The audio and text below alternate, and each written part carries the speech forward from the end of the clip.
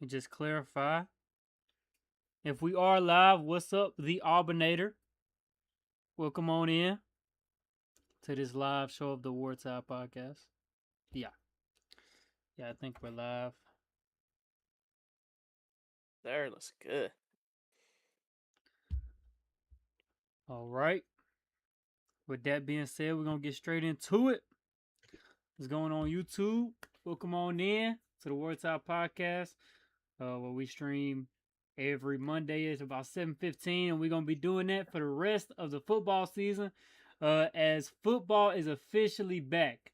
I don't know about Garrett, but I know about me. This has been one of the quicker off seasons of my life, with me moving and then all the Alex Golish news and the Byron Brown and all the transfers. So been pretty entertaining, keeping us busy.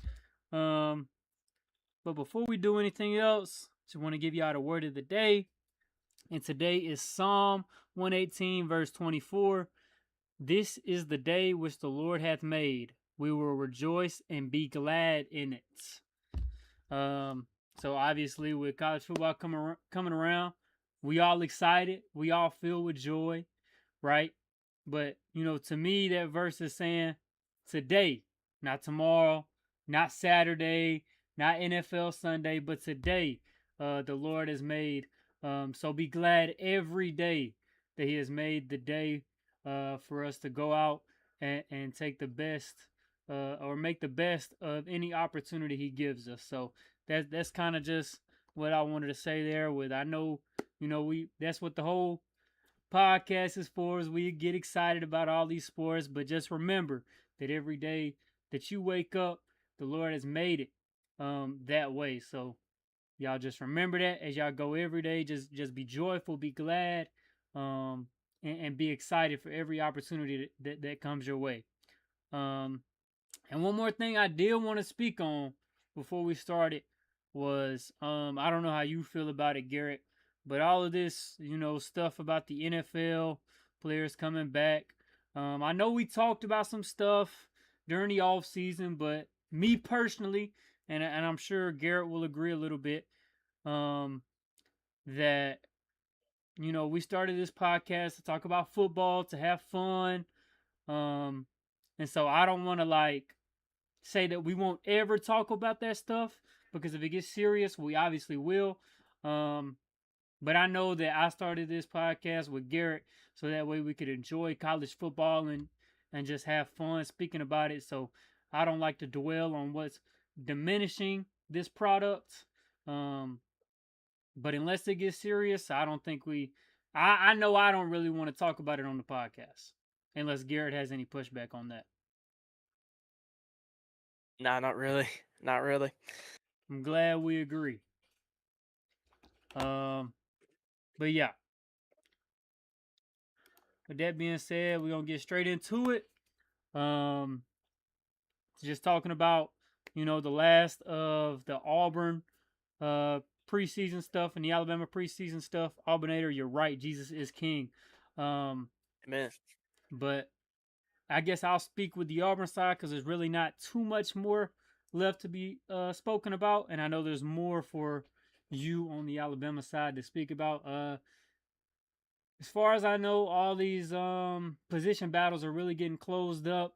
With the DB battles, as far as like Rayshon Pleasant and Gavin Jenkins and who that CB2 and 3 is gonna be.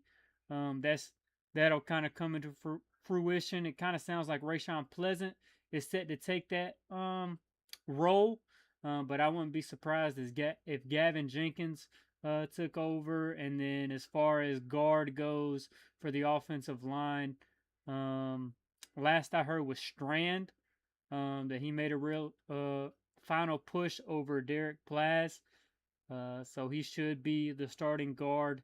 And it sounds like that this offensive line is going to be a little bit more impressive than I thought. Maybe a little bit better than what most Auburn fans initially thought. So hopefully that's the truth.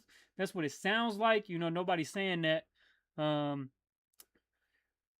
Like nobody's coming out there and directly saying it. I'm just saying from what I've heard. So I'm super excited to see what the O line looks like. And man, I know we already did our quarterback rankings, but I really think Byron Brown's in for it, in for a good season if the offensive line case is true. I know Garrett can attest to this. I've been a Byron Brown and Golish fan since before Hugh Freeze even got fired. So I'm extremely stoked to see him in an Auburn uniform. Excited to see what this young man does. Uh, Golish talked about him today in his, kind of pre-game or prep, or what do you call it? It's like a fake week of preparation, fake Yeah. game week. So I know he did talk about Byram and his, elite process to being, an elite quarterback, and how he was two rooms over watching film as the press conference was going on. So extremely excited to see that young man play as an Auburn Tiger. Um, and we'll talk about more of the Baylor matchup next Monday. So that's all I'm going to say. I'm not going to hog up too much time because I know our co host Garrett over here is extremely excited to talk about what's going on over there in Tuscaloosa. Yeah. So obviously a lot more notable news coming out of Tuscaloosa over the weekend. Obviously, Keelan Russell named the starting quarterback. This isn't necessarily surprising. Obviously, we pretty much the whole time we knew he had the higher upside over Austin Mack. Austin Mack maybe was just a little bit more consistent, having been around DeBoer and Grubb's system just a little bit longer. Um, as I'd like to reiterate the points that a lot of the coaching staff has made, that this wasn't necessarily a quarterback competition won because one guy lacked something over another guy. This was just both guys were really good. Both guys deserved the job. One guy just separated himself as to being elite compared to the other guy. And that's Keelan Russell, the guy with the higher ceiling, the guy that can make plays that most other guys in the country just simply can't, whether it's just because of his athletic ability or how he can process defense quickly. That's where he just kind of separated himself. So I'm really happy because I always thought the ceiling was a lot higher with a guy like Keelan Russell, especially if you look at Alabama's like the first 5 games they play. There's a lot of wiggle room to where you should be able to win with either guys. And after those 5 games, you give Keelan Russell that starting experience. He should be in a pretty good place heading into the second week in October, which is the Georgia game. So this is something that, like I said, not really surprising, but it's big, big news. Um, I'm glad it came as early as it did. I was starting to get concerned that maybe this would boil over into the season.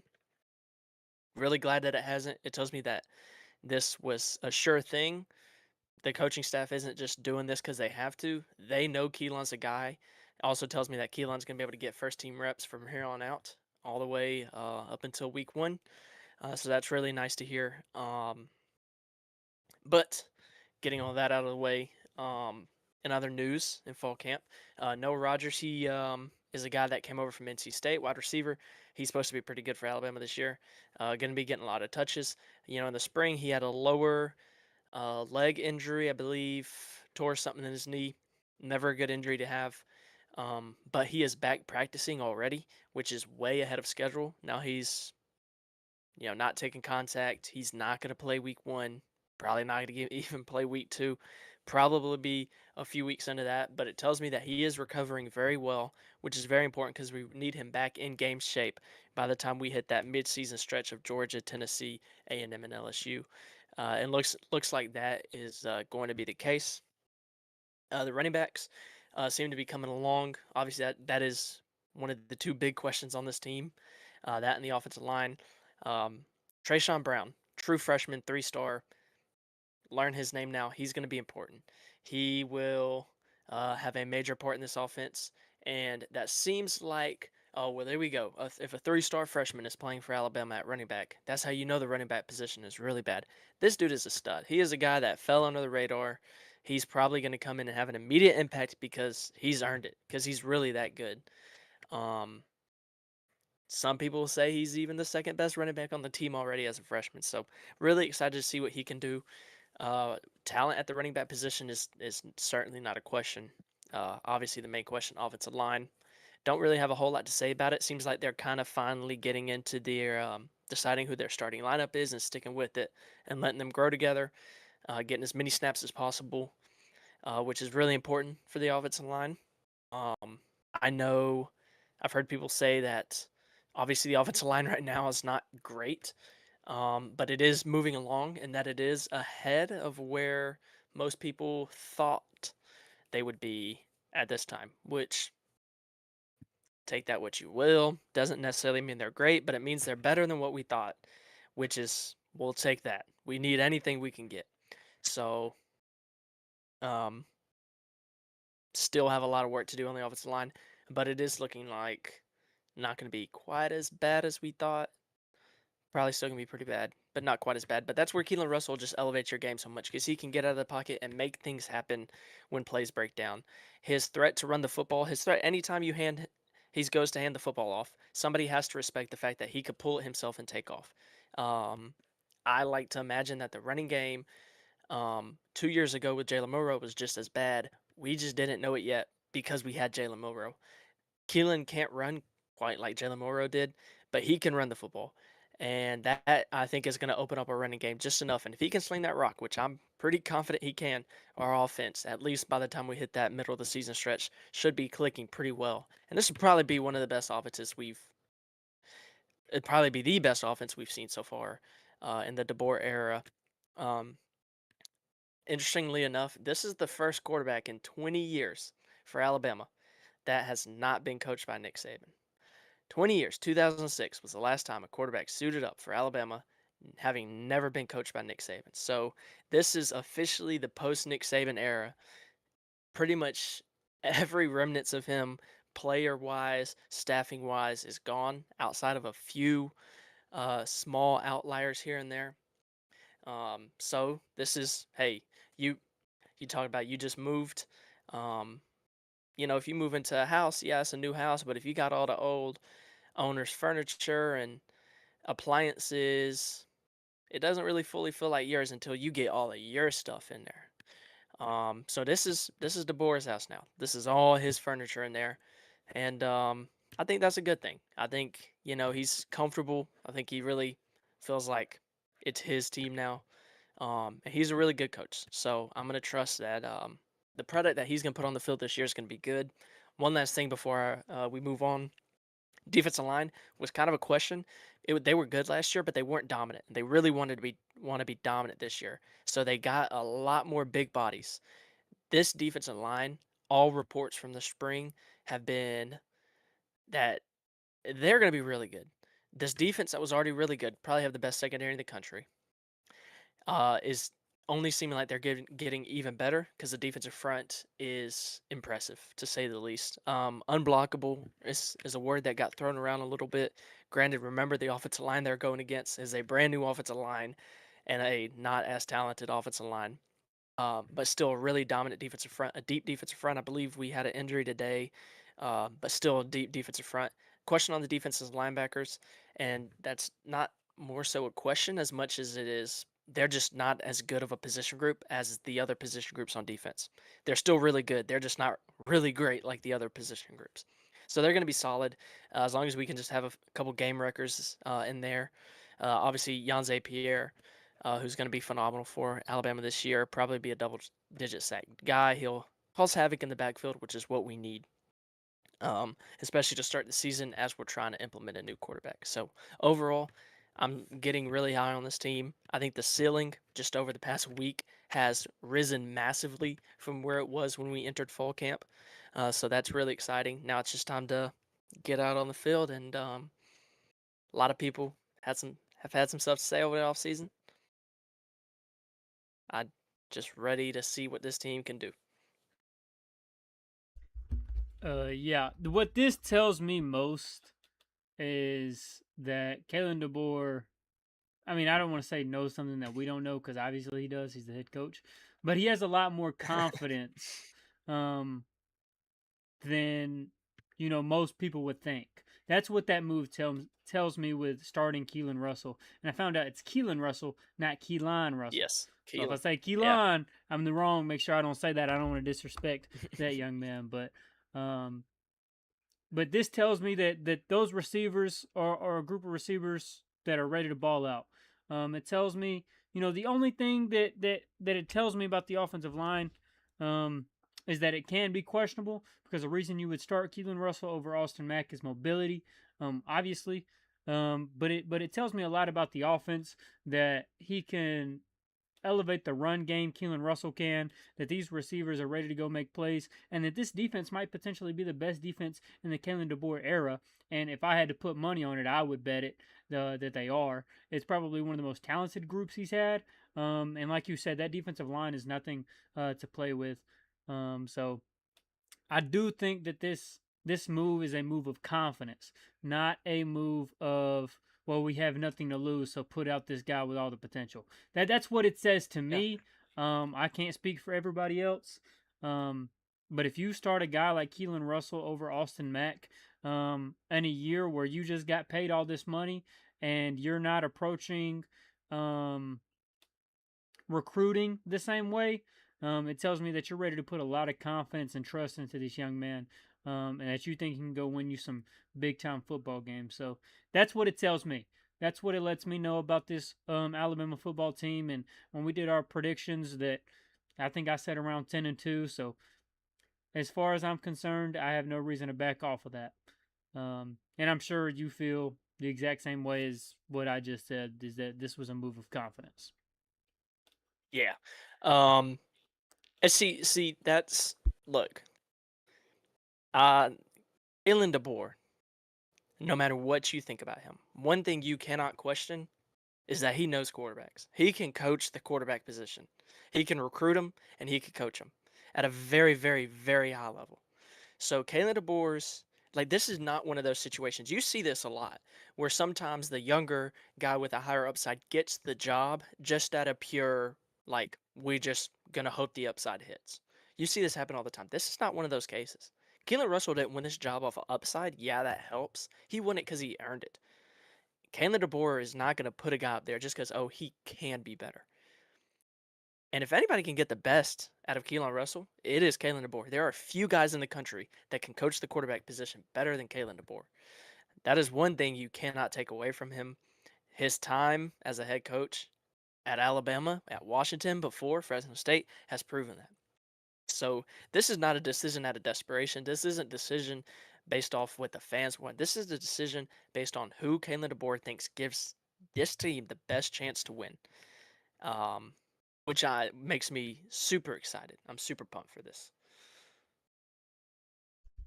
Auburn, I would agree. He said Alabama's 3-game stretch versus Tennessee, Texas A&M, and LSU is going to be very key on deciding Alabama's season. Don't they play If Georgia? Yeah, It's like I'd a say 5-game stretch. it's a Georgia 4-game somebody. stretch of it's Georgia, Tennessee, A&M, Okay. and LSU. So That 4-game stretch. There's a bye week in between A&M and LSU, but that's the 4. It'll be 5 weeks, 4 games. That'll really decide. okay. Yeah, and I think the key part there is Keelan will have a handful of games before he gets to that stretch to find out where he's really at and if he's ready for that stretch. So we'll see how that goes. But I have no more on preseason for our teams. Unless you do. I'm ready to move on. I'm ready to move on too. All right, with that being said, Josh Pate introduced a new game called the Fatal Four. And here at the WarTidePodcast, we love competition. We love games. We love putting it out there.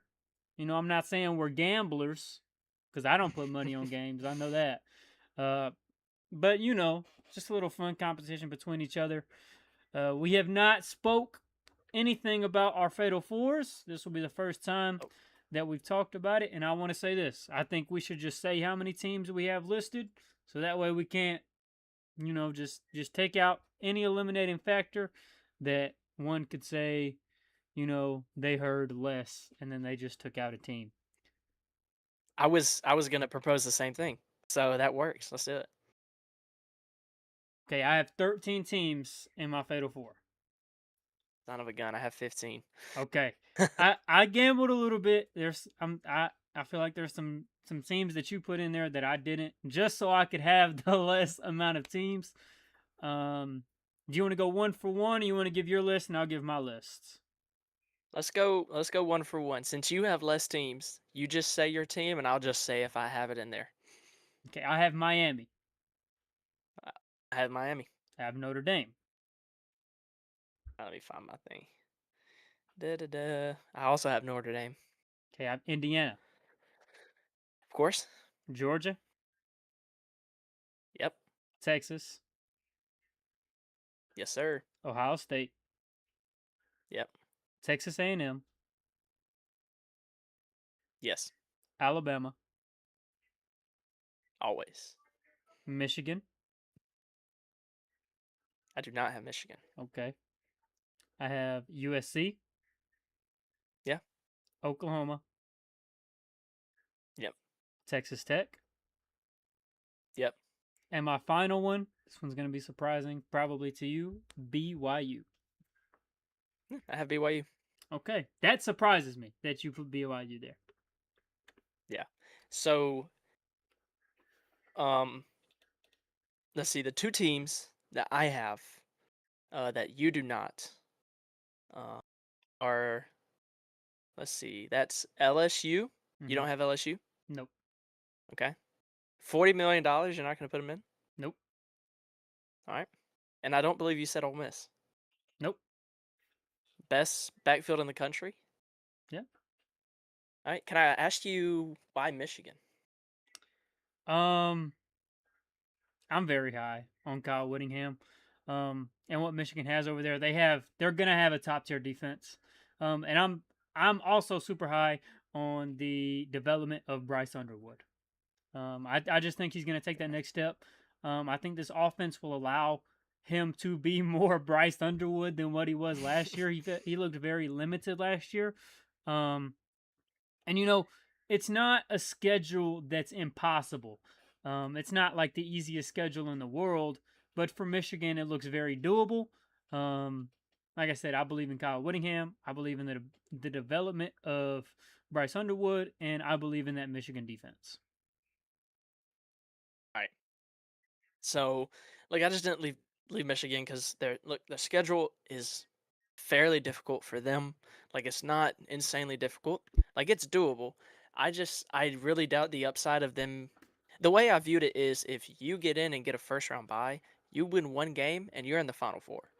So if anybody can win one game, if they really need to, especially if you're good enough to get a first round bye. I just number one don't see Michigan getting a first round bye, which is I thought about for every team I put in here. Could they get a first round bye? Michigan, I just don't see that just with their schedule. And then I don't necessarily see them winning two games, especially if they have to go on the road for the first game. If they got to go play at Alabama, I just don't see that happening. But I could be proven wrong. Had to make some tough decisions here. Before we get to some of the teams I have that you don't have, some teams that neither one of us have. Penn State. Neither one of us thinking Penn State can do it. No, Penn State's not on here. But looking at my list, I forgot to put somebody on my list. You want to add one? If you're okay with that, because I completely forgot to put them on my list. What are they? It's the Oregon Ducks. Oh. I think I completely forgot to put the Oregon Ducks on here. I think you had them. I don't think you said it. No, but you had them. So I'm not looking. They're still 13. No, I'm looking at my list. They're not on here. Oh shoot. Well, you can have Oregon, of course. Okay. Thank you. Yeah, everybody. Yeah, you can have Oregon. So you have 14. Yeah. Okay. So would that mean that you had 16? Because I assume that you have Oregon there as well, and there would still be 15. That 15. Recount yours. Oh, because I have Michigan and you don't. That's where we're at. That's it. So I still have one less team than you. Difference. All right. So yeah, obviously Oregon. We don't need to explain that one. Probably one of the best rosters in football. All right. So let's see. No Penn State. We didn't go with any ACC teams other than Miami. So no SMU, no Louisville. I did consider SMU. I considered. But if I I actually wasn't I gonna think I put, considered Louisville a little bit more, but like a fairly even to me, like apples and oranges, like not all that different. Trying to think. Obviously, neither one of us took a shot at the tier past this top tier, the SEC. So like neither one of us tried a South Carolina or anything, which is probably a smart decision. Let's talk yeah, I about LSU. wanted to play risky here. Yeah, I see. Actually, my list was bigger. I made a really big list and then I narrowed it down. And I I thought did I'd the get same you. thing. I thought I'd get you, but you barely got me. Let's talk about LSU. Why? And no spoilers, but obviously I've seen your top 25. Why are you so low on LSU? Well, number one for the Fatal Four, I'm just gonna say it how it is. Lane Kiffin, not the Ole Miss Rebels, but Lane Kiffin has never been a head coach of a Final Four team. Do I think he's gonna do it Correct? year one at LSU? Me personally, no.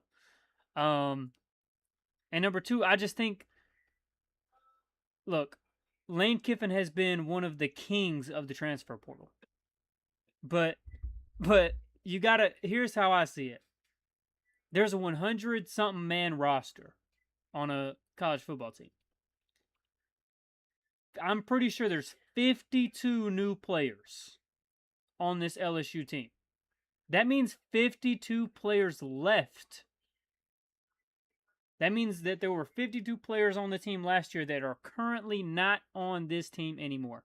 So that's half of a football team that have never played with each other, that have to gel over one off season, that have to get to know everybody's tendencies. And I'm not saying it's impossible. I'm just saying that, in this new age of college football, we've seen 1 year out of the transfer portal. It just normally doesn't work, right? It usually takes, a more veteran team, a more well meshed team. And we saw that with Ohio State, with Michigan, with Indiana last year. I mean, these are teams that had a lot of continuity and played a lot of snaps with each other. And so I just don't think that Lane Kiffin, who's never even been to the Final Four himself, um, is going to just make that change all of a sudden right here, right now. Because there's been many years where Oregon has just spent that money, had that much money put into a roster, and then they fall short in game one or game two. So, when you've seen that trend over and over and over and over again, and I don't think, and no disrespect to Lane Kiffin because I think he's a phenomenal coach, but I don't think he is the type of coach that a Dan Lanning is. I think Dan Lanning is a better overall coach than he is. So you factor in all of those things, I don't think he's going to be the one to change the trend. Now, that's the thing about Lane Kiffin. That's why I'm saying this is a gamble. He is a trendsetter. He's a guy that just changes everything, and you can never be surprised with Lane Kiffin. So he could totally rock my world and change everything that I have written down, as we'll talk about later in the show. And it wouldn't surprise me, or he could very well underperform what I even think about him. And it wouldn't surprise me. Lane Kiffin is a wild card of all wild cards. Yeah, look, for all the I mean, we haven't quite done playoff predictions yet, but when we do, um I don't have LSU win for all the reasons you said. I like what the Auburnator just said in the comment section. He gets in his own way. He really does that. There's, like you said, half this roster is completely new. Um, as much as Kiffin is the portal king, as much as he is used to churn roster churn every single year, he's never dealt with this much, and so that's why I'm lower on them than like in my actual predictions. But $40 million and now a pair of NFL players, it if it comes together, good luck keeping them out of the Final Four. Which is why obviously I'm playing it safer than you are. If I could only pick four teams, like if I was predicting the Final Four, LSU's not in. But in a game like this, I had to put LSU in. Had to. Now, once again, like I said, played it a lot safer. Um, all in all, looking at what we have, I'm leaning towards you're probably going to win because you have less teams. And I think the Final Four teams, like there's only a few teams that I think can realistically make it. And I think we both have them on there. So we'll see. We'll see. I mean, you never Um, know. You got to remember last season, yeah. a lot of people predicted Clemson to be competing, Yeah. Penn State True. to be competing. So, any one of these teams that we have up here could fall, and then a team that nobody expects could, arise to the occasion. Nobody thought last year that Well, Indiana was going to win it all, so we just don't know. and that's going to lead me into what I was about to ask. So you have 14 teams. I have 15 teams. Out of the teams on your list, who do you think is most likely to fall flat on their face? That's expected to do well, or just anybody on my list at all. I mean, I imagine anybody on your list is expected to do well. Anybody that could be could be in playoff contention this year that just falls way out of it. Say Uh, Penn State last year. out of all the teams that I have, probably Oklahoma. Yeah. Ace K is Trey Green, a top 3 tight end. He's the number 1 tight end. If you He stick around, 100% you'll is see top that 3. in our All American list. He's top 3 for sure. Yeah. You can but out of Yes. everybody on my list, I would say Oklahoma just because of how tough that schedule is, and like I talked about when we did talk about Oklahoma, in one of our earlier shows, that Brent Venables is yet to put together an offensive line and run game that's really just impressed me, or that screamed Oklahoma football. So, if there's a lack thereof this year, with this schedule, um, I just don't think that they'll be able to keep up this year with the schedule that they have. Yeah, I agree for the schedule reason and the lack of running game. Also, Brent Venables has never put together back-to-back good seasons. He's never had it. He's gone 6 wins, 10 wins, 6 wins, 10 wins, whatever.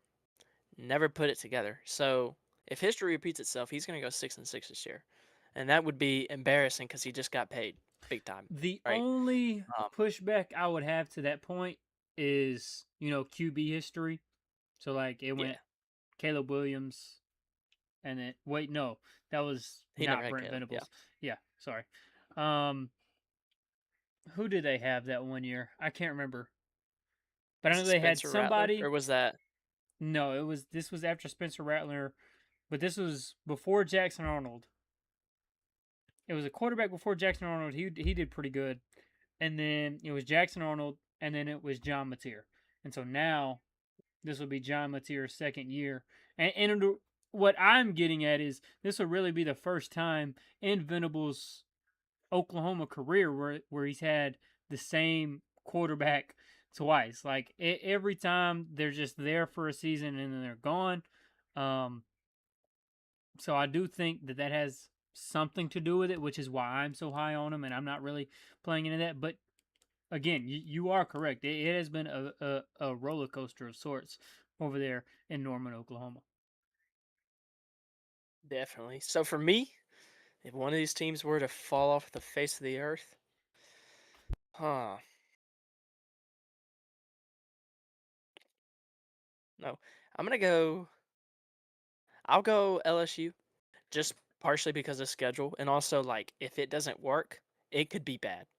Like this could very well truly be a boomer bust. This could be 8-4. This could be 16-0. Maybe not quite to that extent, but it could be a really good football team. So if it doesn't work for them, they could fall so far off this list, real fast early in the season. That in Oklahoma, I agree for all the same reasons. Oklahoma is like they have 3 games. Let's see, October the 10th. They've gone to Michigan. Um, they've played Texas and played Georgia. They can have lost 3 games already by then, and they're done. So for that reason, I'll also say Oklahoma. Yeah, it's a very cutthroat, trendy, hot and cold business in college football. Yeah, especially right now, all Hey, the playing field is just so leveled. yeah, yeah. Nobody has it how they used to. And Auburnator, I love Hmm. your take, pal. I love your take. But that is our Fatal Four, and I assume that now we're going to get into the official Wartide Podcast WTP poll. That's what we're going to call it, the WTP poll, because we can't call it the AP poll because we know ball. Yeah, but they don't clearly. Hey, this year it was not a bad list. I'll give it to them. I do think, No, this year was much better than previous iterations we've seen at times. So do you want to go bottom to top? Do 10 and 10 or 5 and 5, or how you want to do this thing? Do 5 and 5 if that works for you. Okay, you want to go bottom to top, or do you want to go top to bottom? We'll go like 25 down. Okay.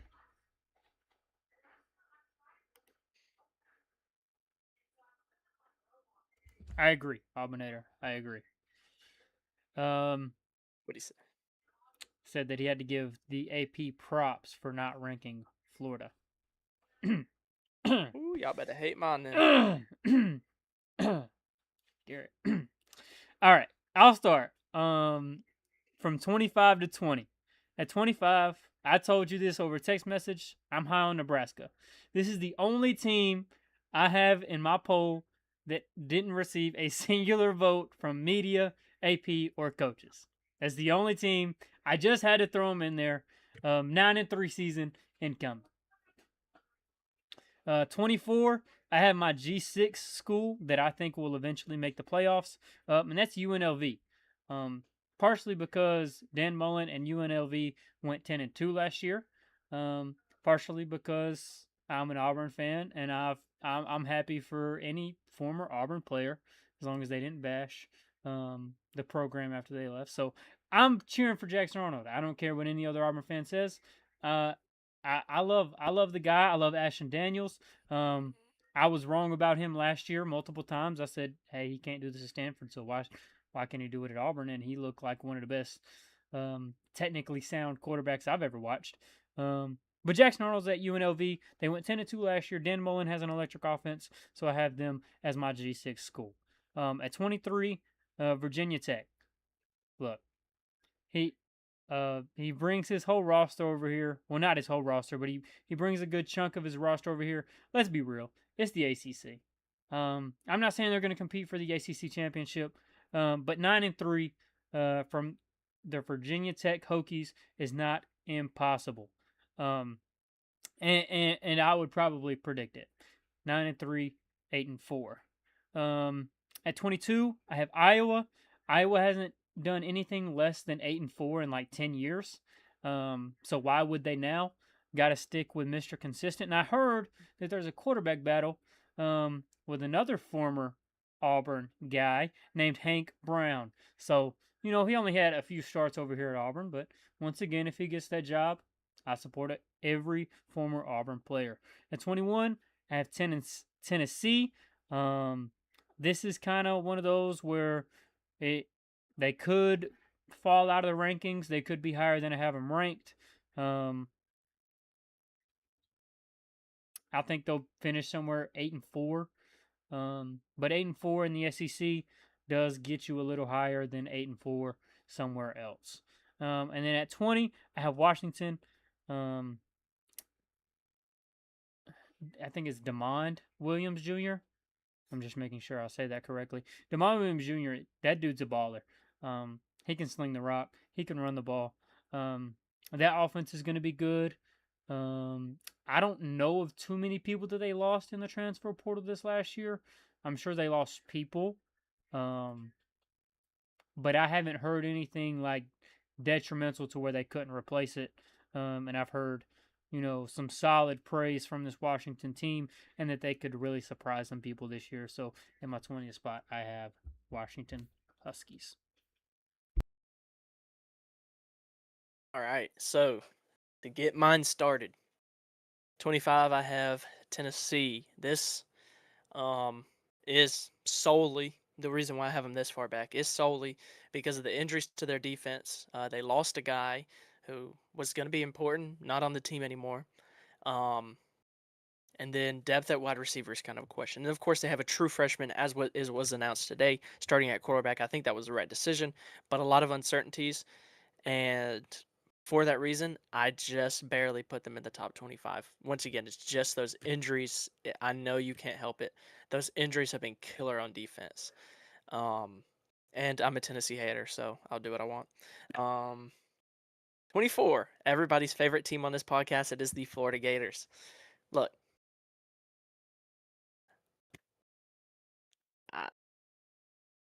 I, I was trying to think of something slick to say, but I couldn't think of Say it with anything. your chest, So I'll bro.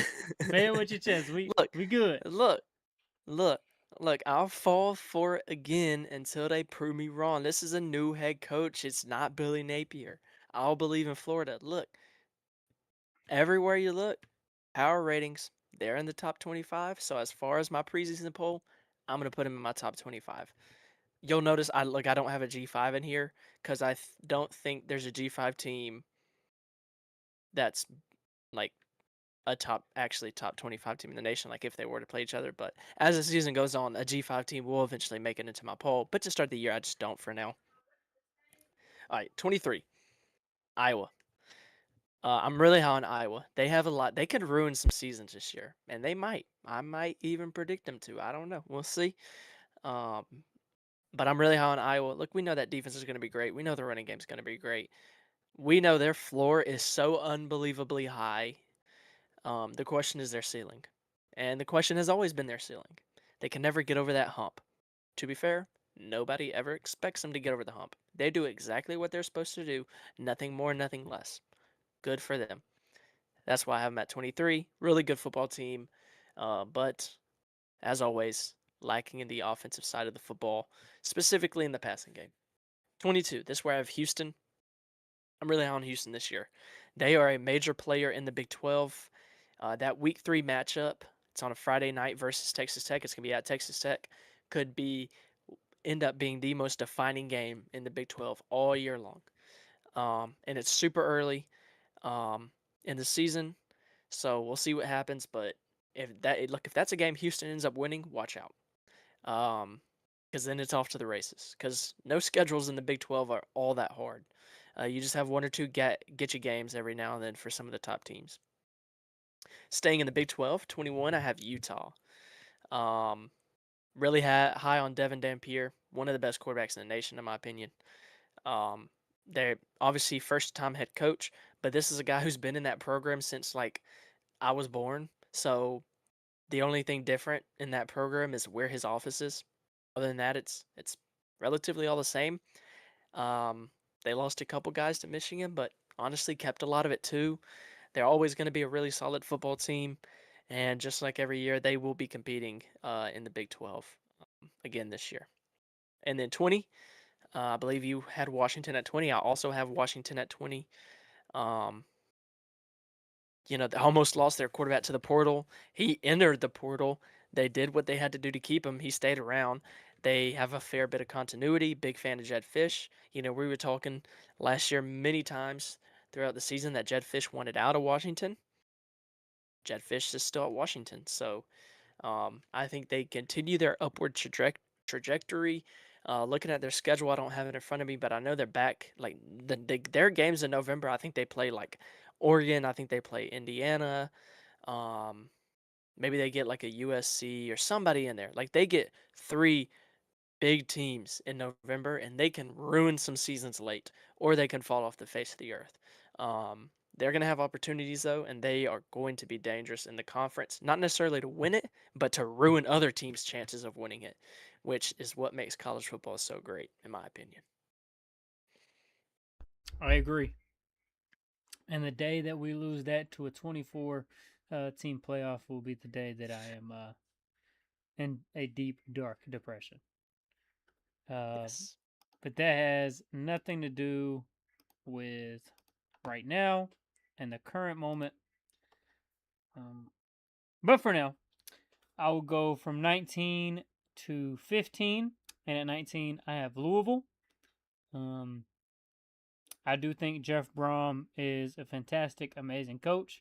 I think he could have left Louisville this year for a bigger job. He decided to stay. And I think that'll pan out for him this year in the ACC. I do think there's an opportunity for them to compete at the highest level. Um, and then here at 18, what would probably be a very unpopular opinion to the rest of the world, I have LSU for the reasons I said earlier. I think they could be a fantastic team. I think if they click and they get it all correct, they'll be one of the best teams in college football. But like I said, that's not what the trend has looked like over the past few years. I think they'll be competitive, 9-3, 8-4. But if you go 9-3, history has shown that you are just right outside of the playoffs. So 18, a couple spots out of the playoffs. I will say that I did flip them with my 16 team, but I'll get there after I say my 17 team is SMU. This is a team that I think could surprise a lot of people, including me. I think they could find their way into the playoffs. I think they could find their way into the Final Four. They've been fantastic over the last few years, ever since they joined the ACC. Kevin Jennings returns, and he's a fantastic quarterback, along with 1,000 other quarterbacks this year in all of college football. But I think they're an extremely talented team, a fun offense. I'm extremely excited for them. I think they could be a dark horse in college football with a chance to compete at a high level this year. And at 16, I originally had them at 18 where LSU is, and I had LSU here, but I have Penn State. Just said OBS is disconnected and reconnecting. So I'm going to give that just a second. It buffered. It looks like we might be back now. Let me just make sure. I believe we are. Yeah, we're good. So where was I? Penn State. Penn State looks good. And at 15, I have BYU. This is another team I think could really surprise some people. I think they could be better than Texas Tech. I think they could be the Big 12 champions. You have a lot, and I mean a lot of returning pieces, especially on that offense. I'm not even going to attempt to say their head coach's name, but he flirted with the Penn State job. Ultimately decided to come back here. And who doesn't love a quarterback that wears the number 47? Good enough for the 15 ranking, right there. That's it. That's all I needed to put him at 15. But no, seriously, I'm super high on BYU. A lot of returning pieces. The offense looked really good at times. I'm excited to see BYU. This is another team that I think is a big sleeper.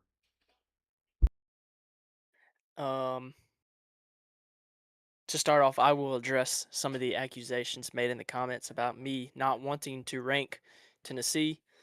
I will say this. If we did this show yesterday, Tennessee would not have been in. I put him in about 30 minutes before the show. So I really did not want to. But I decided it was best to do so. Anyway, moving on. 19, I have SMU. Big high on Kevin. I'm really high on Kevin Jennings. He's really good. The team's gonna be good, and they definitely can flirt with the playoff. I have them right behind Louisville. Louisville have at 18. To me, it's a toss up between these two teams. Don't really know. You'll see with BYU and Texas Tech, like don't really know who to put in front of the other. Kind of torn. I ultimately have Louisville in front of SMU just because I'm such a big fan of their running back duo. Phenomenal. I think that they're probably one of the best running back duos in the conference, if not the best, probably the best. Up there with Georgia Tech, also has a really good running back duo. So, really high on them for that reason. That's why I have them just above SMU. 17, this is where I have Penn State. Um, Very good roster. I'm really high on Rocco Becht. And then they have that running back. I believe his last name is Condren. He was really good last year for Iowa State. I think he's going to be really good this year for Penn State. There's still a lot of studs on that roster, a lot of really good players.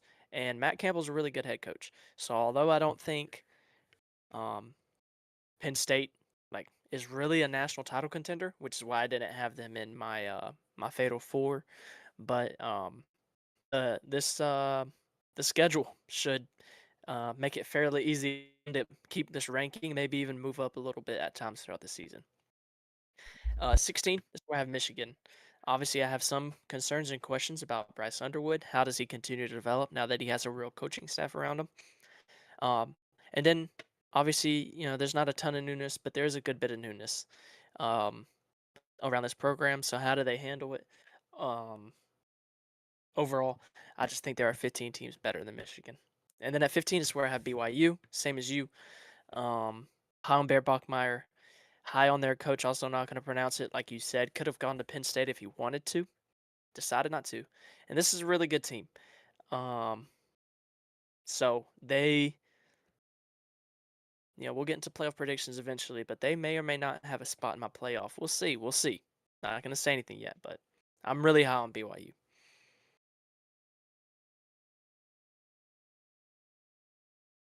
Oh, that was 15. I'm sorry. Yes. Dr. Howard said that Faison Brandon is the truth. The Auburnator asked how in the world did SMU kept Kevin Jennings there. My response would be buy-in. That's the best I can do for you. And Richard Reeves said the season is here. It is here, Richard Reeves. You are correct about that. But with that being said, I'm going to go 14-10. And at my 14th spot, I got Michigan. Like I said earlier, I believe that they have Final Four potential. Not saying that they'll get there, but all the reasons you said, they have a lot of return. I think Kyle Whittingham is probably the best thing that could have happened after the last couple years for the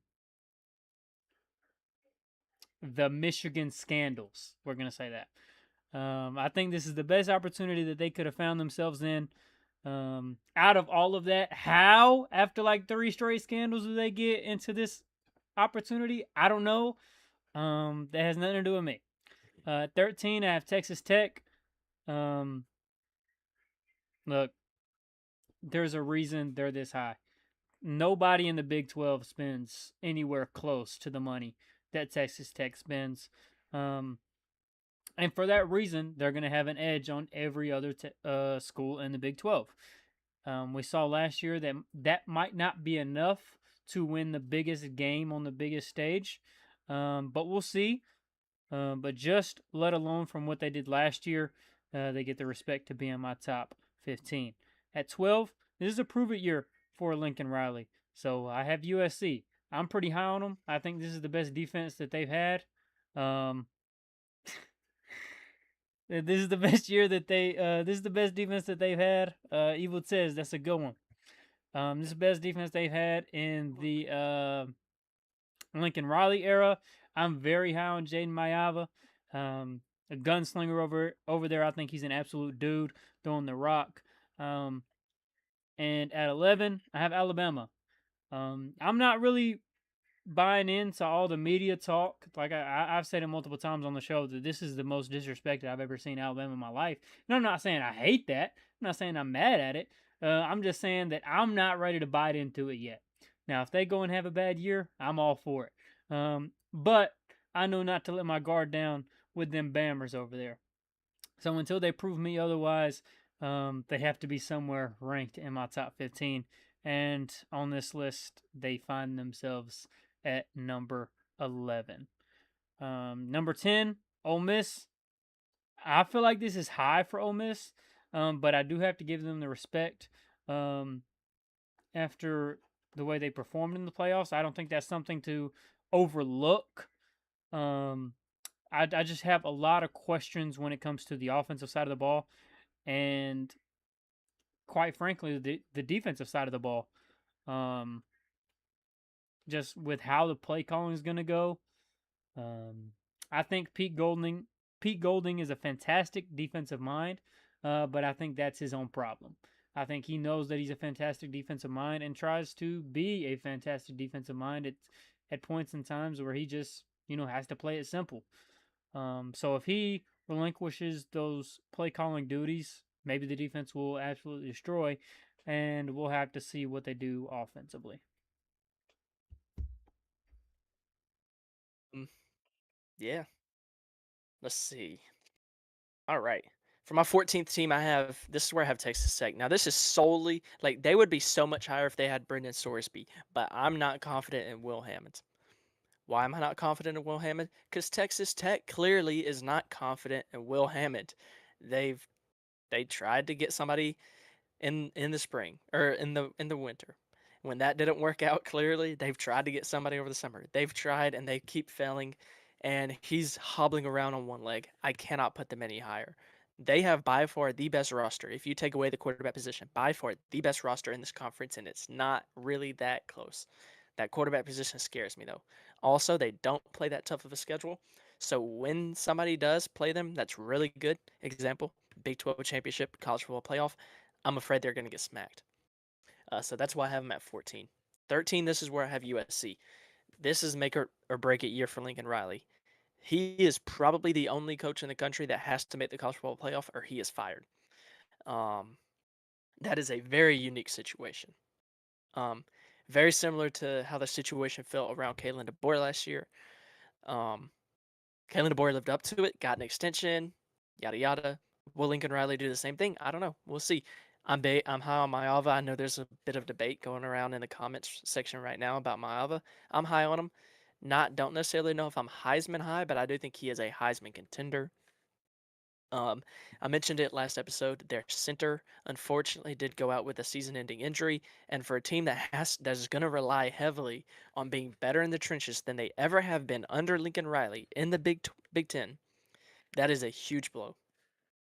Um, they got a cornerback out of Penn State. That's probably going to be one of the best quarterbacks in the nation. That's not talked about enough. Um, but the question in the trenches is ultimately why I have them at 13-12. This is where I have everybody. Everybody's here. It's their favorite team. Everybody loves them. It's the Alabama Crimson Tide. All right. I know all y'all are Alabama fans deep down. Y'all love them. I think Alabama's way higher than this. So why do I have them at 12? Because this is a ranking. This is not what I think. I have to go based off what I know. And there are uncertainties for Alabama. The running game, blocking, um, the linebacker position, the front seven as a whole. There's question marks. First time starting quarterback. I think every team in front of them has a quarterback returning or has played college quarterback in college, like for another college team like Miami. Darren Mensa, first year at Miami, but he's played plenty of college football. I about had a stroke there. I apologize. But for that reason, questions. I have questions, which is why I have them at 12. Don't get it twisted. All you. I'm not disrespecting Alabama. I just need those questions answered, and I think they will be. And I think Alabama is winning the national champ. Oh, no, we're not going there yet. We're not going there yet. 11, LSU. I'm way higher on LSU than you are. Look, $40 million, just talent all around this roster. They address the running back. They overhaul the offensive line. They have really good defense. Whit Weeks, DJ Pickett, phenomenal on the defensive side of the football. They're young on the defensive line, which kind of worries me. Can they be game wreckers? Because they're probably going to have to be. Sam Levitt, injury history. Will he be fully healthy? That's a question. And then continuity. But looking at the talent roster, I think they just have less questions than Alabama at this time. I think Alabama will be better. But to me, they just have less questions right now. And then 10, have Ole Miss. Probably the best backfield in the country. A lot of this is just respect for what I saw in the playoffs, like you said. So I'm going to tip my hat to Ole Miss and put them in the top 10. The Auburnator asked Garrett, "What you mean, everybody?" When you said that we were Alabama fans. You can't say Auburn without also saying Alabama. Auburn, Alabama. Auburn's in Alabama. I'm just saying. All of you are Alabama fans deep down. And then I also want to agree with Evil Tez. He said, "Is national media hating on Bama? Yes. Are they wrong? Probably. Am I going to defend them? Nah. I'm with you, Evil Tez. Fair, fair, But fair. I do have to be somewhat unbiased um, on this podcast. So I try to hold back my hate. I know it's hard sometimes, but we try to be respectful around here. Look, we try to be respectful. We'd like to play fair, unless it's Tennessee. All bets are off with Tennessee. Or Just so LSU. you know. Yeah, by all means, disrespect either one of those as much as you would like. But gonna give my 9-5. Yes, I did that on purpose. Oklahoma is at my 9 spot. Look, I think if the offensive line and the run game is average, I think that's all that they need. I think Oklahoma is a really good football team. I think they'll have one of the best defenses in all of college football. Yes, Auburnator, we can. But I think Oklahoma is going to have one of the best defenses in all of college football. I think Brent Venables could put out me and you on the field and still find a way to have a top 10 defense. So as long as that rushing attack and that offensive line can just be around average, I think that Oklahoma is an elite team. Number 8, I have Texas A&M. I'm really high on Marcel Reed. When we did our wide receiver room rankings, I said that Texas A&M had the best wide receiver room in all of the SEC. I think that their defense was extremely under talked about last year. And then at 7, I have Miami. I think, from here on out, from 7 to 1, I think that these are all national championship contenders. It's a really deep year. And while we're here, I've been saying all offseason that I think Darian Mensah is a little bit overrated. I want to apologize before the season starts. I'm taking it all back before he makes me eat those words in the middle of the season. I'm turning on Darian Mensah. I think I was wrong at first. And I just want to make that clear before week 0 starts and I start to look stupid as the season goes on. So I'm saying it right here is the first official WarTide podcast season week 0/1 podcast that I was wrong about Darian Mensah before the season even starts. But other than that, they have an extremely good offense, and I do believe that they'll be able to plug that defense. And I'm not gonna say not lose a step, but look somewhat similar. At 6, I have Georgia. It was extremely hard for me to put them this low. At one point I had him at 4. At one point I had him at 5. Just for the rest of the way, I have to have them at 6. I've just got to be honest. Indiana. Look, this has nothing to do with them winning the national championship last year. Well, I'm lying. It does a little bit.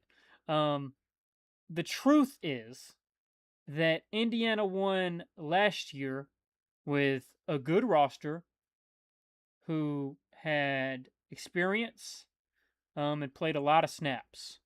This year, you get that plus a more talented roster, in my opinion, with some key returners such as Tyreek Tucker on the defensive line and others on that defensive side of the ball.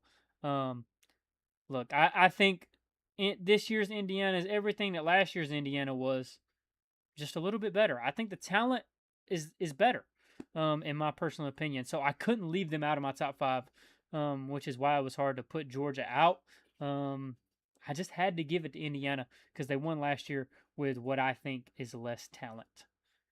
Now, this is a hot take before I even move on because I do want to put this hot take out there.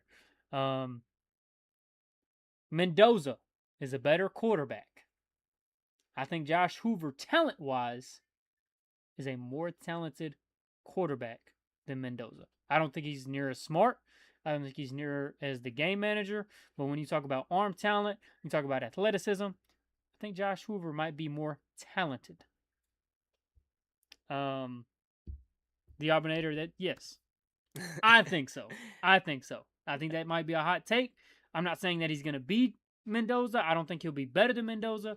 I just think talent-wise, Josh Hoover is better. And we'll see how that plays out throughout the season. Now, we see that happen all the time. The more talented guy isn't always the better quarterback. Tom Brady is not the most talented quarterback of all time. It is literally everything else that makes Right. him the GOAT. Right. So very well could be a possibility. I'm not going to say that. Fernando won the Heisman last year. So I'm not disagreeing, but I'm not agreeing. I'm just going to let it stay on the table. All right. For my 9 position, I have Oklahoma. The running game concerns me so much. And I know that sounds hypocritical because I'm an Alabama fan. In the same boat. The only team worse in the SEC rushing last year than Alabama was Oklahoma. And depending on what stat you looked at, Oklahoma was better in some ways. So that concerns me. But I know this defense is probably the best in the conference, if not the best in the country. I know that John Mateer, I know Albinator thinks he may be a little overrated. I don't believe so. I think he's pretty good. Maybe talent-wise, maybe a little overrated, but he wins games. He has that kind of it factor about him, and I got to give him that respect. And look, I remember after I think it was the week before the Texas OU game last year. I was like, hey, this guy, he just has that it factor. He has that winning way about him. I compared him to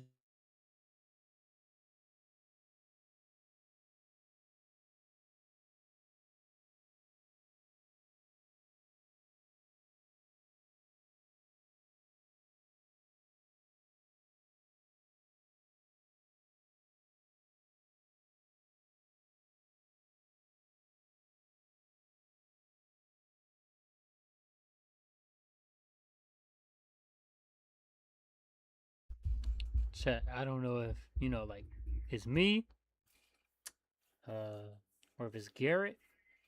I don't know what happened. Auburnator, if you can hear me, let me know. Don't know what happened here.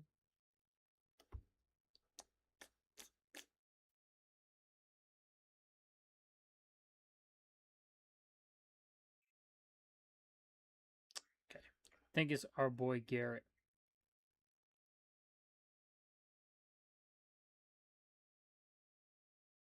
All right. It's all Garrett. Sorry, chat. But Auburn, I don't think John Mateer is overrated. For the simple fact of he was wheeling and dealing all up until that Auburn game where he hurt his finger. He was in the Heisman conversation. So that's just my personal opinion. But hey, we'll see. As the season plays out. You also said that you think Darian Mensah is winning the Heisman. I could definitely see that. At first, I was extremely hesitant on Darian Mensah. But I watch Brooke Austin and I listen to Josh Pate and some of these other guys that I trust talk about Darian Mensah, and just the way that they talk about him, they speak very highly of him. And if I trust you, I'm willing to like lean into what you say because these guys know more on the inside than I do, than I probably ever will. So I can only go off what I hear. So I'm turning my tide on Darian Mensah now while I still have the opportunity to. And I could very well see Darian Mensah winning the Heisman.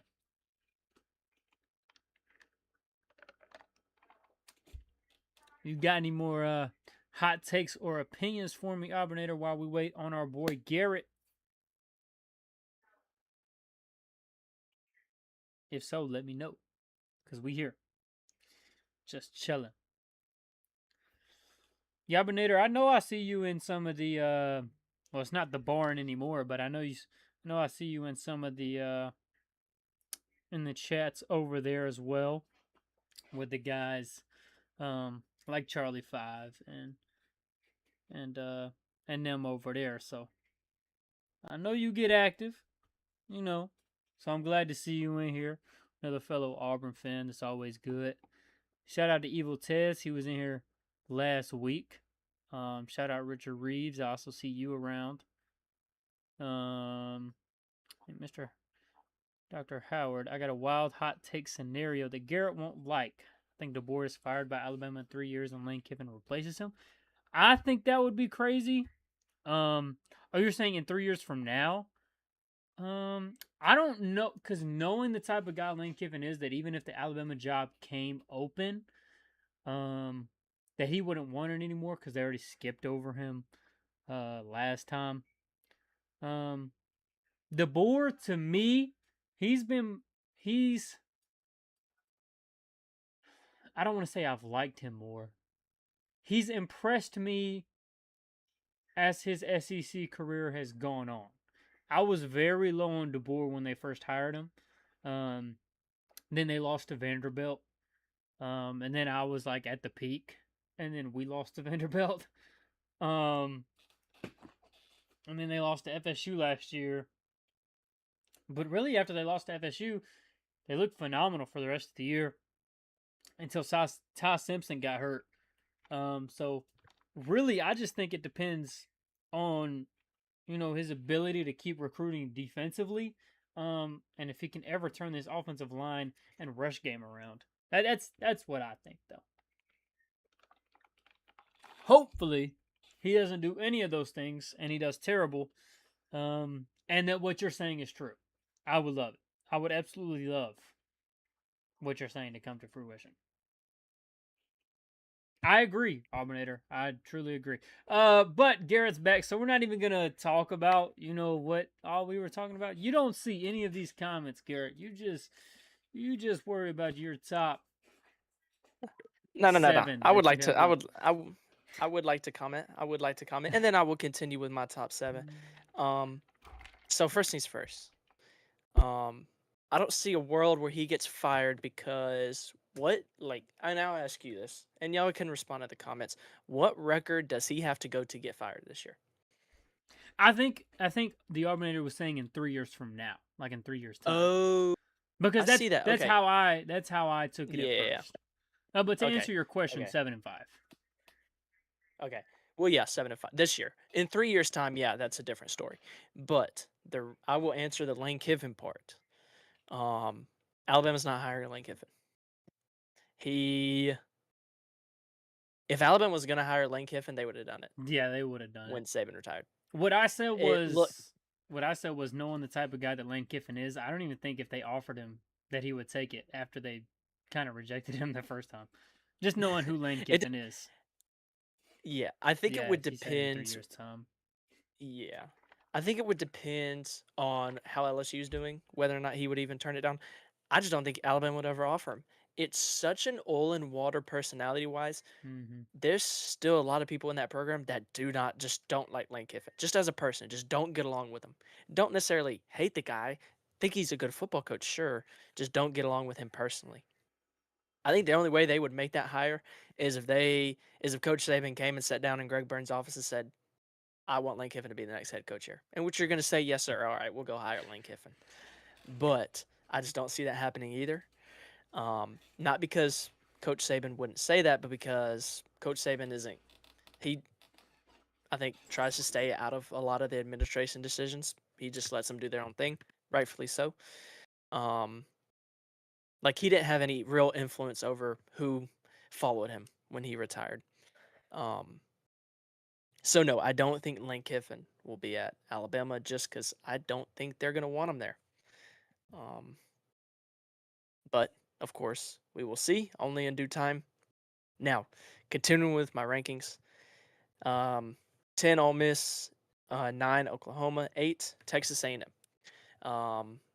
Look, I'm big on Marcel Reed. I just need to see that floor go up. Because he had some low floors at times in points last season. We saw it in the playoffs, saw it versus Texas, saw it versus South Carolina. This season, they're going to face some teams that can expose those floors. So I'm going to see a little bit more consistency out of him. Defensive line, like there was a lot of turnover from there last year. That's why I have them where I have them. But I still think their wide receiver room is really good. I'm very confident in their quarterback play. I'm very confident in their coach. Big fan of Mike Elko, so I have them at 8. 7. This is where I have Miami. Kind of the universal spot for Miami. Everybody seems to have them at 7.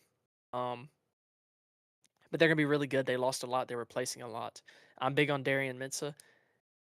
I think I think you have two groups of people when it comes to Darren Mensah. You have the believers, people that think he's can win the Heisman, people that think he's going to win the Heisman, like the Aubinator, and then you have people that are just completely out on him. I imagine I'm probably somewhere in the middle, probably leaning more towards being higher on Mensah, but I think he's good.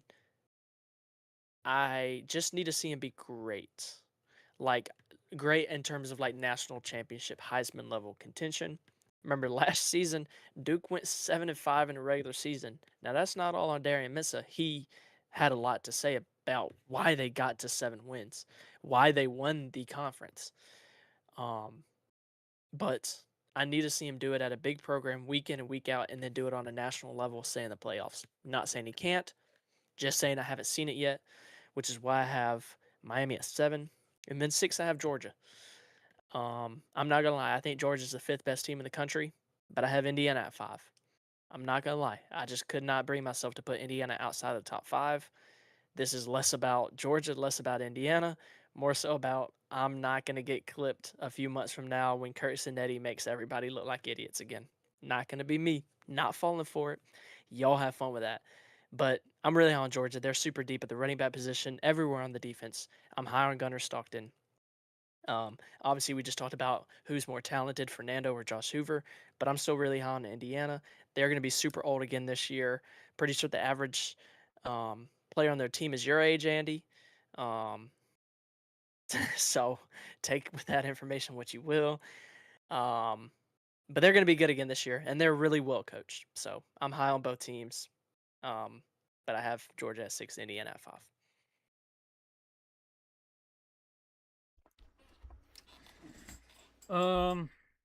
Yeah, that 5 and 6 ranking was really tough for me. Yeah. I feel like from really 7 up, from Miami all the way up, any of them can be ranked number 1, and I like you can make a Yes. valuable argument to me on why they deserve to be there. And Definitely. number 4, Notre Dame. They have an extremely talented roster. Everybody's high on CJ Carr, so am I. I'm gonna just be blunt and straight up and honest. They have probably the easiest schedule of any top 15 team anywhere you look. I can't keep it more blunt and straightforward than that. Not to take anything away from them when it comes to talent, when it comes to, ceiling. I think that they could compete for a national championship. I think that they could win a national championship. Um, but when you do these rankings, you're kind of predicting record, and it's just really hard for me to see where Miami goes into the playoffs with more than one loss. Um, so, number 4. Number 3, Ohio State. Um, Look, I think I don't have to keep saying it over and over again. All of these teams can win the national championship. OSU just has a little less going out. They have Julian Sand and Jeremiah Smith as the best player in college football. But on the defensive side, what was a historic defense last year, one of the best in all of college football history, they have a lot of guys that left due to eligibility, due to draft, or whatever the case. So they're going to be my 3 spot. Number 2, probably the most talented roster in all of college football. The highest upside, unless you say LSU has the highest upside of any roster in college football. I have Texas. I'm extremely high on Arch Manning. I don't have to tell you that I'm extremely high on Cam Coleman because I'm an Auburn fan. I think this defense is going to be really good. They went out and made the moves that they need to make to improve all around. They got 2 elite running backs. They buffed up that O line. It's just really hard for me to think that they don't find a way to succeed this year. And it kind of goes with what I was saying about LSU is, you know, they they have a whole new roster, right? Whereas Texas, they're just plugging pieces that were missing. A lot of their big stars, like Ryan Wingo, Arch Manning, Colin Simmons, they've been here. So they know Texas football. This is Texas football. Um, so I don't think it's the same thing. I think it's a little bit different. I do think they have a lot of continuity, and I do think that Sarkisian is going to be able to open up that playbook for Arch Manning, kind of like he did towards the end of the year. And that offense is going to look scary. And at my number one spot, this probably, when you just look at face value, when you just look on the paper, when you look at returning stars, Oregon might have the best roster of any team in all of college football. Didn't they set a record for most All Americans? I could be wrong about that, but I thought that they did, or they were close to doing so. You have a returning quarterback that would have very easily went top 5 in last year's draft. You have probably the best backup in all of college football with Dylan Raiola. They just have stars everywhere. It probably is one of the best defensive lines in all of college football, potentially one of the best offensive lines in all of college football. What can I not say about Oregon? And for that reason, they are my number one. All right. Let's see. At my 4th spot, I have your number 1 team. I have Oregon. I think at this point, like, I'm just ranking who do I think is most likely to win the national championship. And for me, Oregon falls behind these teams. They're extremely talented, not doubting their talent at all. Truth be told, I just don't think you could go wrong with any combination from here on out because they're all just so extremely talented and they're all so extremely well coached. So this is just kind of my feel on it. I just have Oregon at 4. 3, I have Texas. A lot of newness on the roster, but it's much needed newness. Newness on the offensive line, newness at the running back position, some new wide receiver play. Look, Colin Simmons, Arch Manning, going to be really phenomenal on both sides of the ball. They brought in that transfer receiver. I can't really remember his name, but I think he's that guy that played at Auburn. Can't remember his name. Maybe I don't know. Maybe it's that guy that fumbled in the Iron Bowl. I don't know. Maybe him. Oh, Cam Coleman. That's his name. He's phenomenal. I think the second best wide receiver in college football, behind the one and only Jeremiah Smith. Maybe the third best receiver behind Malachi Tony. Who knows? But for sure, second, third, wherever you want to put him. And maybe, just maybe, in a competent offense, which we can all agree he did not have last year. Everybody knows that. Maybe he's the best receiver in college football. Maybe, just maybe. We'll see. But he's phenomenal. So Texas at 3. 2, this is where I have Ohio State. Look, they lost a lot on defense, but they gained a lot on defense. And Ryan Day is churning out dudes left and right. And they're not going to be as good, but they're going to be dadgum good. And I expect Julian Sain to be just as good, if not better. And I expect Jeremiah Smith to be the best player in college football. I expect Bo Jackson, their running back, to be phenomenal this year. Overall, they're going to be a really good football team. They're going to be really well coached. And I've seen them do it. I know this is Ohio State. I can trust Ohio State. So I have them at 2. At 1, maybe controversial, I have Notre Dame. I think they're the best team in college football. CJ Carr, I'm a big believer in. A big believer in their defense. I think Leonard Moore is the best corner in college football. I think this is probably the best receiving core they've had in years down there, or up there in South Bend, Indiana. I'm really high on Notre Dame. Another reason why I'm really high on them is that schedule is dirt easy, dude. Super easy. They're going to have fresh bodies come playoff time. And so this is a little bit of projection, but because of that, I think the Aubinator said Notre Dame is his national champion pick. I'm very high on Notre Dame. As of right now, take Alabama out of the equation, I think I'd have Notre Dame winning the national championship, and that is why I have them at number 1. Auburnator, he said Dan Lanning needs to prove that he can win. I just wanted to make this reference. If you've ever seen the Key and Peele skit, when he was giving the speech to Penn State. If it's because Penn State hasn't won, it's because they haven't won yet. If you know ball, you know ball about Key and Peele. That's all I can say. If Oregon hasn't won a national championship, it's just because they haven't won yet. That's all I'm gonna say. Look, Um, what I'll say to but I that, do agree with him saying that Ohio State having Bo Jackson's unfair. Like, bro, he's a Hall of Famer. What are we doing? But no, you're good, Garrett. You My got bad. prime Bo Jackson. No, yeah, Dan Lanning needs to prove himself. I agree, but I'm not a believer in just because they can't means they just because they haven't doesn't mean they can't. I don't know what I'm trying to say. You get what I'm trying to I say. get what you're saying. I'm with you. Look, last year, first time national championship winning head coach. Year before that, first time national championship winning head coach. Year before that, first time national championship winning head coach. Year before that, it was Kirby Smart. The year before that, it was Kirby Smart winning his first national championship as a head coach. The year before that, it was Nick Saban, who won a million national championships. The year before that, it was Ed Orgeron, who was his first time winning a national championship. Guys that haven't done it have been winning it more often than not lately. So I'm not saying Oregon's going to win the national championship. I don't think they will. I think they can compete for it, but I don't think they will. I do have my questions about Oregon, though. I will say that. I do have my questions about Oregon and Dan Lanning. Once upon a time, I wanted Dan Lanning to be the next head coach of Alabama. In fact, I was pretty confident he would be when Saban retired.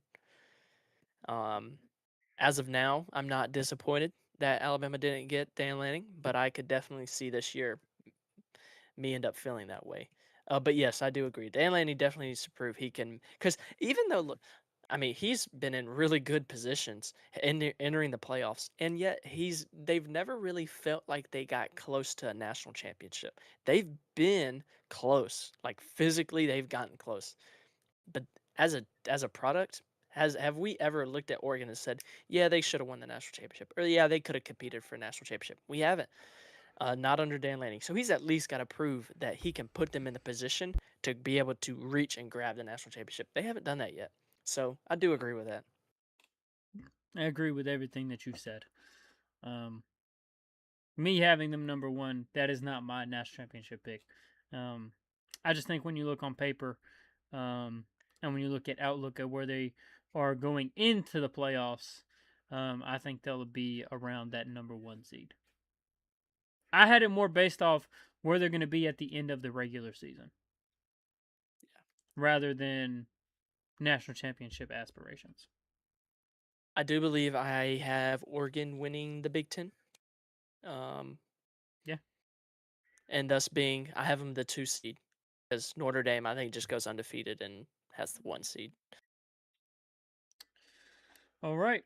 Well, that is the WTP poll. Better than the AP poll. So if you ever need to use a poll for reference, make sure you use the WTP poll, which will be on the Instagram after this live. So if you want to check that out, it's just the WarTidePodcast on Instagram. But with that being said, we're going to get into the WarTidePodcast All Americans. Shout out Joe Clapp for the idea. Definitely something I haven't seen before. And I'm going to challenge me and Garrett here. We have our first and second team. Let's just keep it blunt. Me and Garrett are yappers. That's why we're on a podcast. But we cannot yap about 44 players. So we're going to try our best to just focus on the list, not get into why they're here. Just if you have any questions, make sure you comment it in the chat. Make sure you comment it after the live. We'll be sure to answer those questions on why we might have somebody where they are. So let's just try to challenge ourselves to not spend 3 hours on 44 players, because I know we could. And that's not me hating on me and you, because I know how much we love ball. And we could sit here for literally until sunrise come up if we talked about every single player on our All-American list. So, do you want to do first team, second team offense, first team, second team defense, or do you want to do first team offense, then first team defense? Let's do like full, like first teams and then second teams. Okay. So I'll start out with the offense, and then you can give your offense, and then I'll give the defense, and you give your defense. Okay, Yeah. so for my first team All-American on the offensive side is QB Dante Moore. Like I said, very easily could have been a top 5 pick last year. Very well could have been number 1. He's a returning elite quarterback coming to my preseason number 1 team. I have to give respect where it's due. Dante Moore. Running back 1 is Ahmad Hardy. I'm not gonna, tax him for the mishaps that have happened in the offseason. He was far and away the best running back in all of college football last year. So for that reason, he is my first team running back. And my second running back is LJ Martin, Big 12 Player of the Year or Offensive Player of the Year. And when you have so much continuity, I think he deserves respect.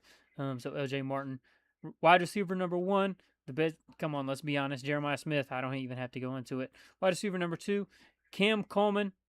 Call me biased. I don't care. I think he's the second best wide receiver in all of college football. Tight end 1, Trades Green. Dude's a freak. Was one of the only producing factors on the LSU offensive side of the ball. And then for offensive line, my strategy was, look, I'm gonna be honest, I don't have time to study all of these offensive linemen. I kind of just came to a consensus of my knowledge compared to all other lists that I looked at to see if these guys were ranked at all, if they were first team, second team, third team, whatever the case may be. But with my knowledge and my research of like 5 different All-American lists that I looked at, I have offensive tackle Trevor Goosby from Texas, offensive guard Caden Green, who is at Missouri, center Lapani Lalalu. Fingers crossed I got that right. From Oregon, the center from Oregon. Offensive guard Cade Piper from Iowa. And offensive tackle Carter Smith from Indiana.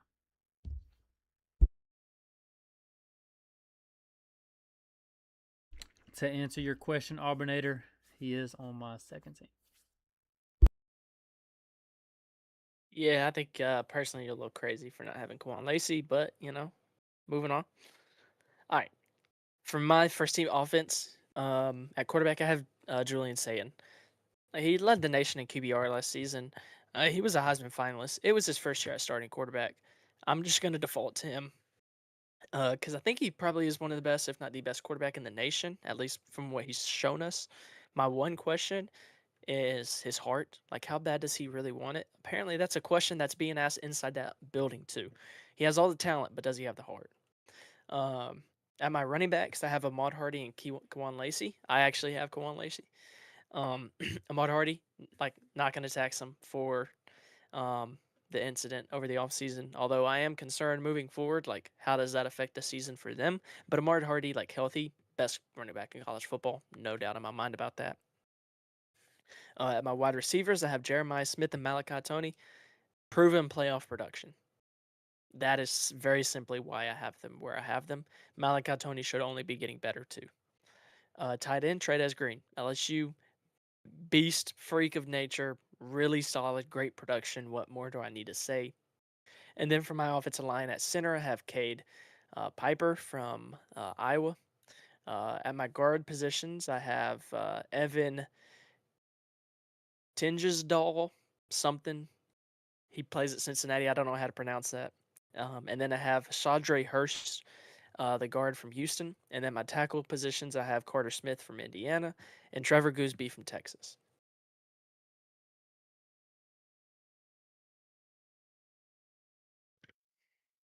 All right, to finish my first team on the defensive side of the ball, I have edge Colin Simmons from Texas. Self-explanatory. I have defensive tackle David Stone, Oklahoma, former 5-star. Expected to take a huge step this year. I don't know, Opinator. That's a fantastic question. We're gonna have you research that. Other defensive tackle, I mentioned him earlier, Tyreek Tucker from Indiana, one of the big big key returning starters for Indiana on that defensive line. And my other edge is Dylan Stewart out of South Carolina. Once again, self-explanatory. And then in my linebacker group, number 1, Xavier Atkins. He's pretty consensus, so nobody can say Auburn bias. I don't care. Number 2, Sammy Brown from Clemson. I'm pretty sure he led the nation in tackles last year. An extremely versatile linebacker.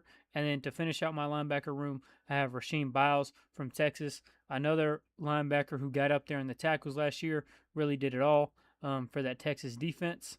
And then at CB1, I have Leonard Moore from Notre Dame. You touched on it. This is probably the best defensive back in all of college football this year.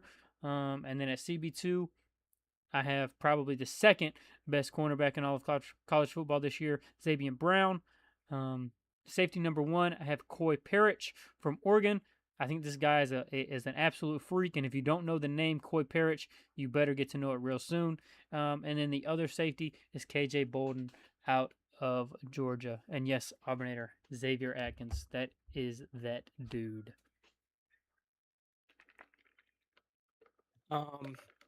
We'll see if I agree. Hey, at my edge positions, I think this is very easy. Colin Simmons and Dylan Stewart, the 2 best edges in the country. They're phenomenal. Defense tackles, I have Amari Washington from Oregon and David Stone from Oklahoma, both going to be phenomenal. At linebacker positions, I have Rasheem Biles from Texas, Elijah Hardy from Indiana, and then Xavier Atkins from Auburn. Phenomenal. He's really good. Should have been one last year, but the team went like 5-7, so nobody really paid attention to him. And people are going into the season looking and saying, "Hey, that linebacker from Auburn, yeah, he's really good." So he deserves to be on the first team. At cornerbacks, I have Leonard Moore and Xavier Brown, same as you. I think it's pretty self-explanatory. Both are phenomenal. Both really good cornerbacks.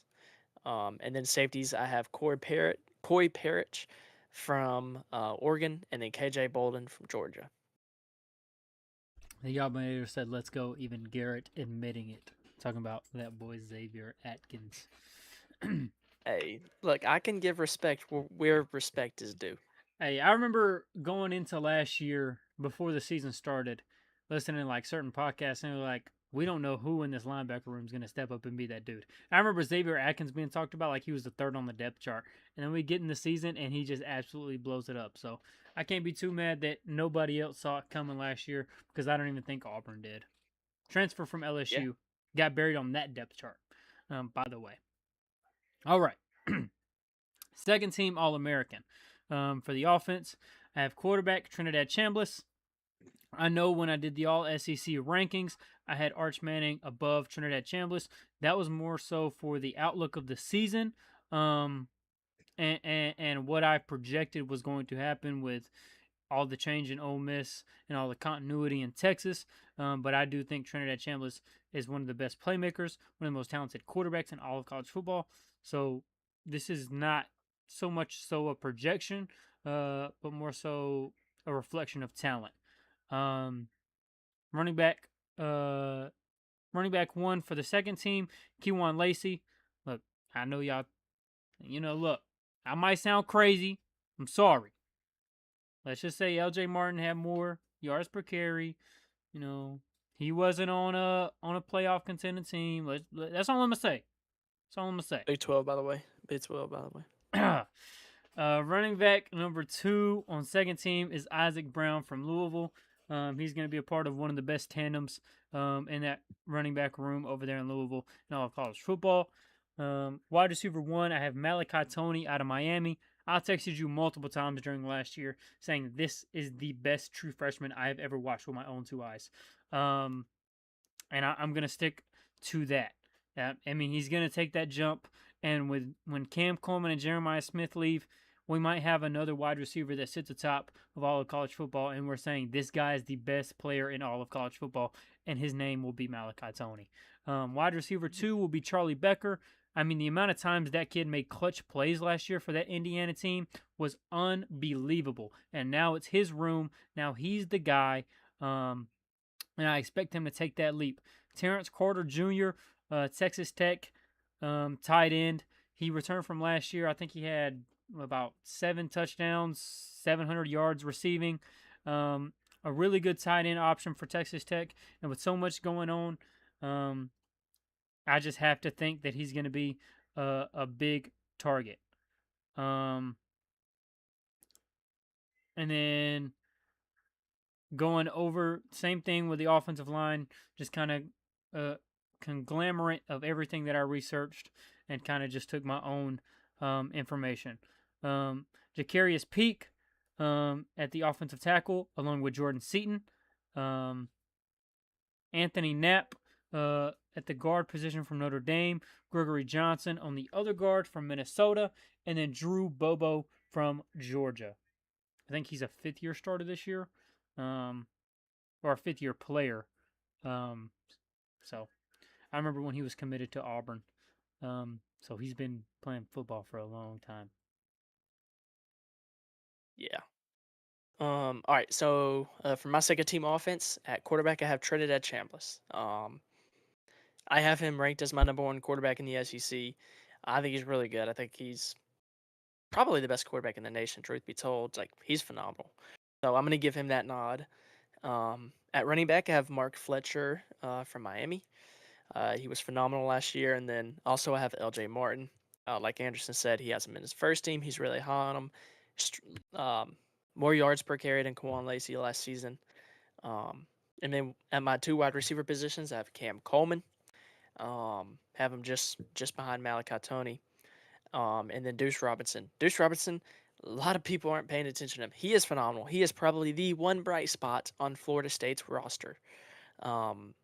He is going to be really good, and he's going to have to carry a lot of weight this season just to get them bowl eligible. But he's really good. Tight end, I also have Terrence Carter Jr. from Texas Tech. Getting to the offensive line, I have Drew Bobo at center. I have Luke Montgomery at my guard position from Ohio State. At my other guard position, I have Greg Johnson from Minnesota. And then at my tackles, I have Caden Green from Missouri and Jordan Seaton from LSU.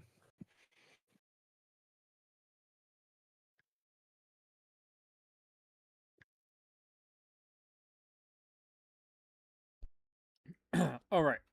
Ashton Daniels is a second bright spot for FSU. Hey, after what he showed me in those few games last year, I don't want to say like I'm like super high on Ashton Daniels, but like Auburn bias aside, he looked like one of the most technically sounds quarterbacks I've ever watched with my own two eyes with the way he maneuvered the pocket, kept his feet moving, knew when to rush, knew when to throw. So we'll see what he does. It'll be kind of hard to be successful with Mike Norvell as your head coach, but you never know. On my second team defense, I have John Henry Daly, edge out of Michigan. And on the other edge, I have Cleve Lubin out of Louisville. And at the defensive tackle spots, I have Amari Washington out of Oregon and AJ Holmes from Texas Tech. A lot of these guys, or all of these guys, had extremely high TFL statistics last year, sacks, and they all have crazy high potential. At the linebacker position, I have Elijah Hardy, Indiana, one of those returning linebackers or returning defensive players that I touched on earlier. Ben Roberts, expected to take over that Texas Tech linebacker room, was phenomenal last year. But as he takes over that room, look for him to be, even better. And then at my last linebacker position, I have Whit Weeks, another guy that I haven't seen really talked about as much. He's not on as many All-American lists as I've looked at. He's on some, just not a lot. But I personally think he's one of the best linebackers in football. He gets everywhere, and now he's playing for his girlfriend's father, so he better be out there making plays, making tackles. That's all I know. And my CB1, I have Eli Robinson V from Georgia. Absolute playmaker, a Georgia DB. Do I need to say anything else? And my other CB, he's a slot guy. So Kelly Jones from Mississippi State. I think he's the only slot guy that I really have on this list, unless you would consider Ellis Robinson the fifth there. But I do think that he deserves some love. And then safety Bray Hubbard from Alabama. I'm going to just be honest. I don't like Bray Hubbard. I really don't like the guy. But stats don't lie. Play on the field doesn't lie. Dude's a baller. He makes an impact. He gets out there and he does what he does. And the last safety is Ty Benefield for LSU. Another absolute baller and just makes plays. All right. So my second team defense at edges, I have John Henry Daly at Michigan, transferred from Utah. Phenomenal last season. I think he had like 17 tackles for loss or something last year. It was impressive. He was really good last year. And then I have Anthony Smith from Minnesota. At defensive tackles, I have Will Eccles for Ole Miss and Tyreek Tucker from Indiana. At my linebacker position, I have Sammy Brown. Led the nation in tackles last year, I think. A lot of people, some people have him on his first team. I have him on the second team, but he's really good.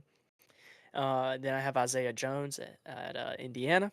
And then for my third linebacker position, I have Yanze Pierre. He's on some people's second teams, so it's not too incredibly crazy for me to put him on here. But it is my list, so I'm biased, so I'll put him on. I'm going to leave it at that.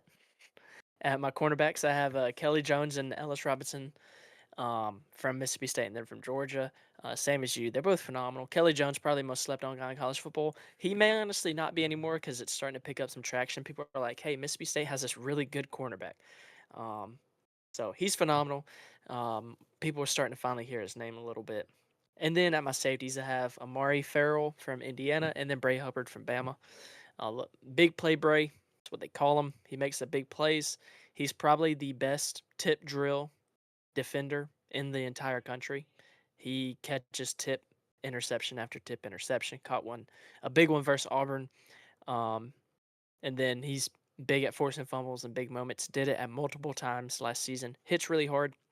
He's going to play kind of a hybrid linebacker position this year at times. I've heard that.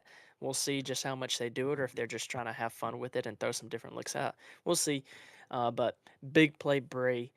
Have him as my final safety on the second team defense. I'm very happy that we both put Kelly Jones here. Because when I was doing research, I didn't see him on a whole bunch of All-American lists put out by different websites. But I think that kid's an absolute gamer. He's really good. Yeah. And then I like the Amari Farrell shout. I love Amari Farrell. I think he's an amazing safety. Yeah. And what? Oh, I know we didn't do returners or all-purpose, but if I had to put one on there, I'm just gonna put out our guy Rayshawn Pleasant over at Auburn. If he's returning kicks this year, I hope he is. He was the guy that had a kick six return last year versus Baylor. If you remember that play. Oh, yeah. But he's an extremely good returner, so if he's returning, I just wanted to put him out there somewhere. Fair enough. Hey, I'm very proud of us. We did not get caught up. But that's why I had to speed through mine, because I didn't want to get caught up talking about my team too much. Any questions? Any surprises? Hey, thank you, Auburnator. Thank you. Any questions? Any surprises other than my Kewan Lacey being on second team? For me, that is the biggest surprise. Our lists aren't that different, honestly. In some of the ways we differ, or just look, we both have other jobs, both have other things going on in our lives. We're not full-time college football analysts, right. So some of these we are just pulling from other people's lists. So honestly, our lists are fairly similar. I mean, to be completely honest with you, I just looked like when I was doing my research for like the defensive side of the ball, I really looked at the stats for most of it. I mean, some of these guys I know were absolute ballers, like Xavier Atkins. Like, I didn't need anybody to tell me. But Rasheem Biles, I kind of already knew. But I looked at Sammy Brown and saw that he was the leading. I was like, okay, well, I know he's being talked about a lot, so let me put him on there and stuff like that. So that's kind of how I went along. Was more stat based, except for some people that I just knew were absolute ballers. Look, the people are saying you snubbed Quan Lacey. You have any response to that? I People did. are saying it. I did. Yeah.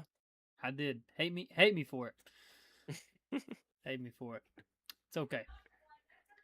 I'm sure Keywan Lacey's going to be really upset. And then when they play Auburn, he's going to run all over us because I put him on my second team instead of my first team.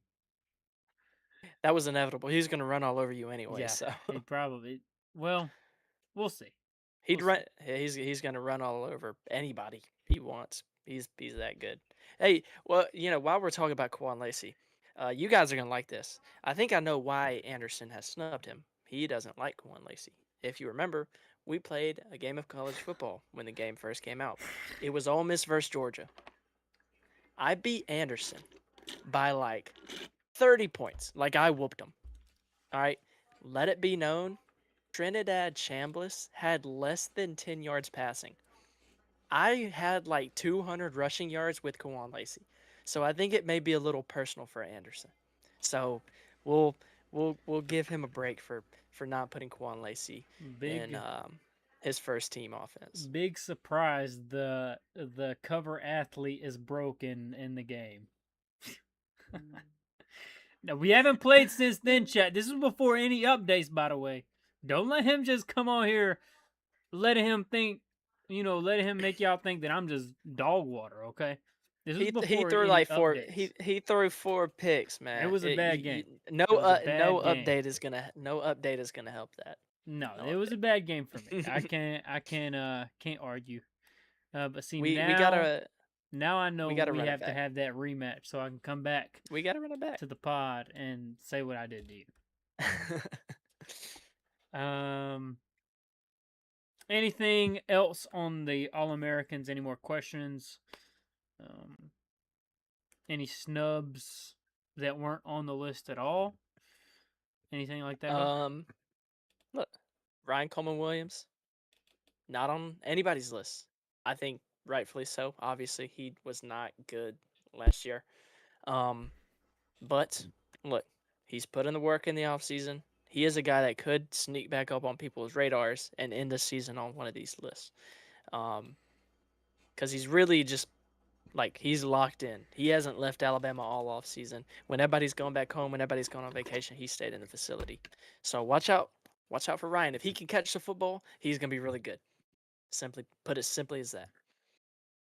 Breaking news: if wide receiver can do his job, he'll be good. Hey, lots of dudes can catch a football. Joking. Not many dudes can do after the catch. No, he's definitely one of a kind when it comes to the rack ability. So I'm just hating. Yeah. I'm just hating. It's that C part that gets him. But hey, with that being said, we're gonna do something extremely exciting, something I've been waiting a long time for, about 7 months to be exact. We're back with our first game preview, and with this week we're previewing NC State at Virginia. This is a pretty big game. So big. It's so huge. This is a gigantic game when it comes to the college football world. Why? Because it's like one of the most entertaining games of week 0. That's the only reason why. It's football. Yeah. It's college football between two teams that are actually pretty decent in their conference. A very early ACC matchup. Yeah. With a team that was in the ACC championship, correct? In correct. Virginia. Okay, I'm just making sure that I didn't get that mixed up. Both of these teams, in my opinion, well, not in my opinion, both of these teams lost a lot at the end of last year. NC State probably more when you talk about wide receiver 1 and 2 leaving, and then Hollywood Smothers, their star running back. So a lot of talent leaving NC State. Virginia bringing in Bo Prabula from Missouri, who at times looked pretty solid last year. At times also, looked like he was under a rock. So we'll see how this transition to the ACC treats him. Look, I can sit here and tell you that I think Virginia has the better team. I can sit here and tell you that I think Virginia is the more well coached team. They were in the ACC championship game last year for a reason. And I do think that they could have a potentially good year. Yeah, look, I guess to let me pull up my notes on this game real fast because I'm not totally familiar with either one of these teams. Both these teams, the quarterback position is going to be huge. On one side, you have C.J. Bailey, who is a really phenomenal quarterback, an elite playmaker for NC State, but like you said, lost his two top wide receivers and lost his running back one. They're bringing in a ton of guys from the portal. Completely overhauled the wide receiver room. They brought in Rico Flores from UCLA, Jaquan Gibson from UMass, Deshaun Martin from Kent State, Tyson Davis from Western Michigan. They're bringing back Cameron Courtney, which is really like their only wide receiver who put up meaningful production last year. Really the only one coming back. And then they have a guy named Dylan Cope, who is a true freshman who has apparently been having really good practices so far. And then they brought in Peyton Lewis at running back from Tennessee. So this is an overhauled. I think I said NC State. I'm talking about Virginia. And Broke Prabula from Missouri. Um, Completely new offense. So I'll be really interested to see how it gels week one. But they're going to have a pretty good offensive foe on the other side. I mentioned CJ Bailey. Yeah, he's lost some of his help, but CJ Bailey is phenomenal. He's going to be really good this year. I'm really high on him and NC State relative to NC State standards. They go 8-4 every year. They're probably going to go 8-4 again this year, truth be told. But I am really high on Ace on what's his name? CJ Bailey. I almost said Ace Bailey. So overall, this is going to be a quarterback game. Two really good quarterbacks, both kind of in unfamiliar situations, which will be fun to see how they adapt and respond. Keenan Jackson coming back for NC State at wide receiver. JoJo Trader's coming in from Miami. Duke Scott is going to be the running back one down there or up there in Raleigh, North Carolina. So it's going to be a good offense for both teams, both putting in new pieces here and there. Ultimately, um, Virginia's favored. It is at Virginia. We'll get into predictions later, but I do think Virginia wins. So I'm with you on that, Aubinator. Um, Virginia's got to put pressure on CJ Bailey. If you give him time, he can kill you with his legs and he can kill you with his arm. And then you get in some sketchy situations, especially if your offense is like starting off slow with all the new pieces. You're going to have to put pressure on CJ Bailey. So for me, that's the key of the game. If Virginia can consistently put pressure on CJ Bailey, at the very least keep him uncomfortable, I think they're going to handle their business and beat NC State. Yeah. Like I said before, Virginia looks to be the better team, looks to be the more well coached team. But I'm gonna take a gamble here. My prediction is going to be on NC State. I'm like, when I say extremely high on CJ Bailey, I'm extremely high on CJ Bailey. This guy is like 6'6", 220, can run the ball. A lot of his issues last year were technical and rookie mistakes. And if he put in the work this off season to improve, I think he's going to be one of the best uh, quarterbacks in all of college football. And when you say that, and when you hear that, you know, and you think about all the quarterbacks this year, um, he's in extremely high conversations in my mind, anyways. I do think there's a lot of people who also believe in CJ Bailey, and I do believe that there's a lot of people out there who don't think he's anywhere near what I'm saying. I do think there will be players to step up on this team. Let me just see. I thought they had an extremely productive backup running back, but I just want to clarify before I just start spewing anything. I believe that is Duke Scott. Yeah, Duke Scott. I just want to make sure I'm not just saying anything and everything. I could be getting it mixed up with somebody else.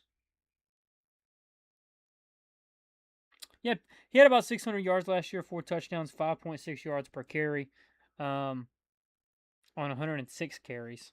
So we'll see if he can take that next step. I mean, filling in for Hollywood Smothers, that is a task in itself. But um, I have heard a lot of good things about that kid, and do think that he will be good. I think they'll have a versatile offense if they can protect C.J. Bailey. Um, I think NC State will find a way to pull this one out. Like I said, I think Virginia is the better overall team. I think Virginia is the more well coached team. But this is week 0. And week 0, weird things happen. So give me the 6'6" NFL talent, NFL prospect CJ Bailey, and the NC State. What are they? Wolfpack. NC State Wolfpack. There you go. Yeah. I'm a little surprised about that. I'm not gonna lie. Trying to think. There was something I was gonna say. Can't remember. One thing I do remember I was gonna say. One thing to note: Solomon Beebe, running back for Virginia, just transferred in. If you recognize the name, it's because he went to UAB last year. He was a really good UAB player. He was probably gonna be running back 3, maybe on this depth chart, something like that.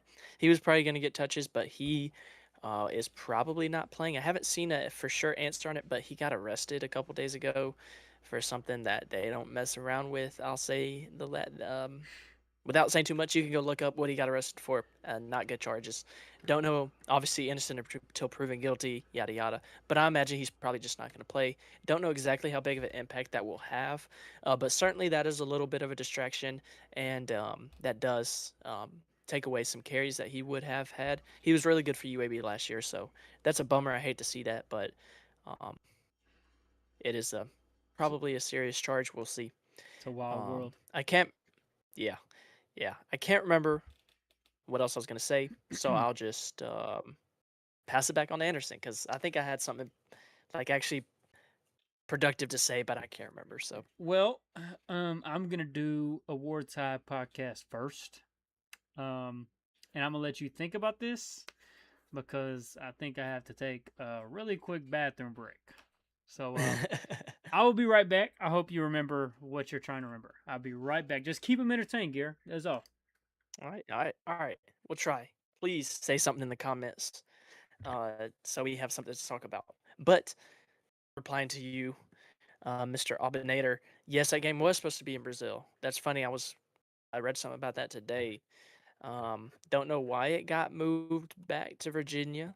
I have no idea, but I'm all for it. I'm all for games, college games on college campuses. Not a big fan of the neutral site. I think one of the things that makes college football so special is the home field environments. And Virginia, as we remember from the FSU game last year, and their field storming has a pretty electric home field environment when they want it to be. So week 0, um, I expect this crowd to be out and supporting their team. So all in all, very pleased that that game is in Virginia. Um, but be I'll be sure to stay tuned. Anderson should be back in just a second. Then we'll get on continuing our NC State and Virginia preview, and then we'll move on to Memphis and UNLV. And then, what are your honest thoughts about Alex Golish?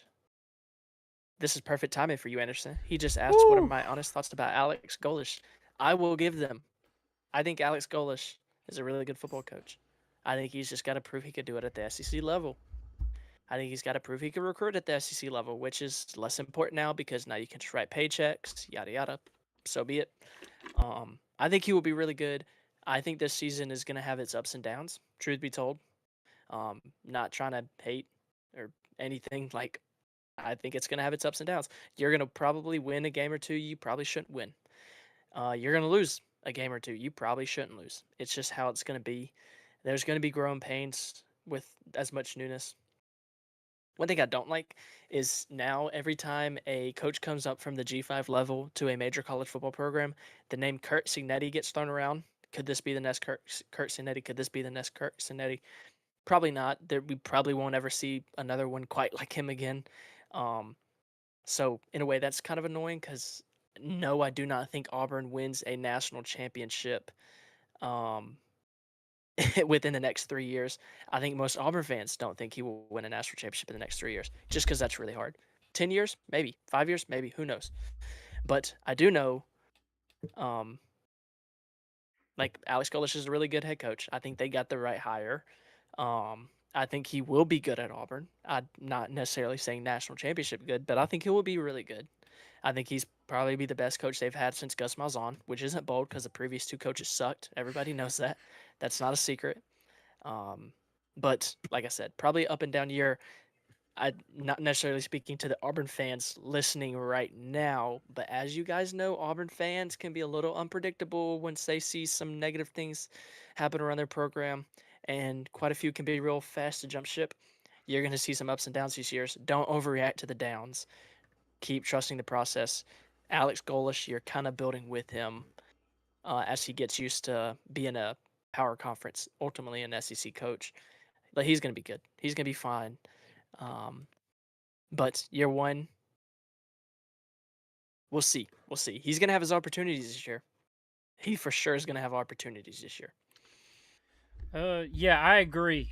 Garrett, Auburn's not winning the championship in 3 years. They're winning it in two.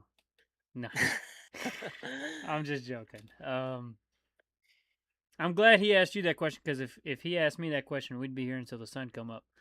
Um, Garrett knows how high I am on Golesh. I don't want to say that on video yet because I'm not trying to get blasted for anything.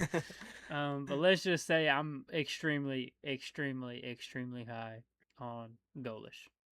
So high that I think we're winning next year, the championship, winning it all. Who's your quarterback? Next year Yeah, or this year? next year. Probably Tristan Tia.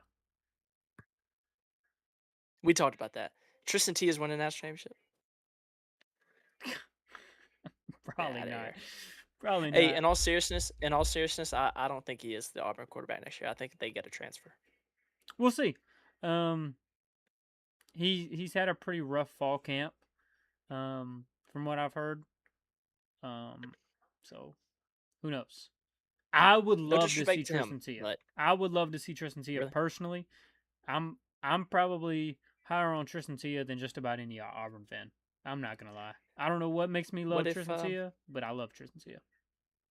Austin Mack is just so pissed at the board he just wants to go to Auburn? I don't want him. I don't want him. What? I don't That's want. crazy. I All don't right, want any Bammer. They can stay over there or go somewhere else. I don't want them. all right, fair enough. Fair enough. That's just me. I don't know if other Auburn fans feel that way, but me personally, Kamario Taylor. if that That's an happens, interesting one. that would be absolutely like I would gush. I love Kamario Taylor. Um, it'd be hard to convince me that he leaves Jeff Levy, in that already proven offense, to go to the exact same offense.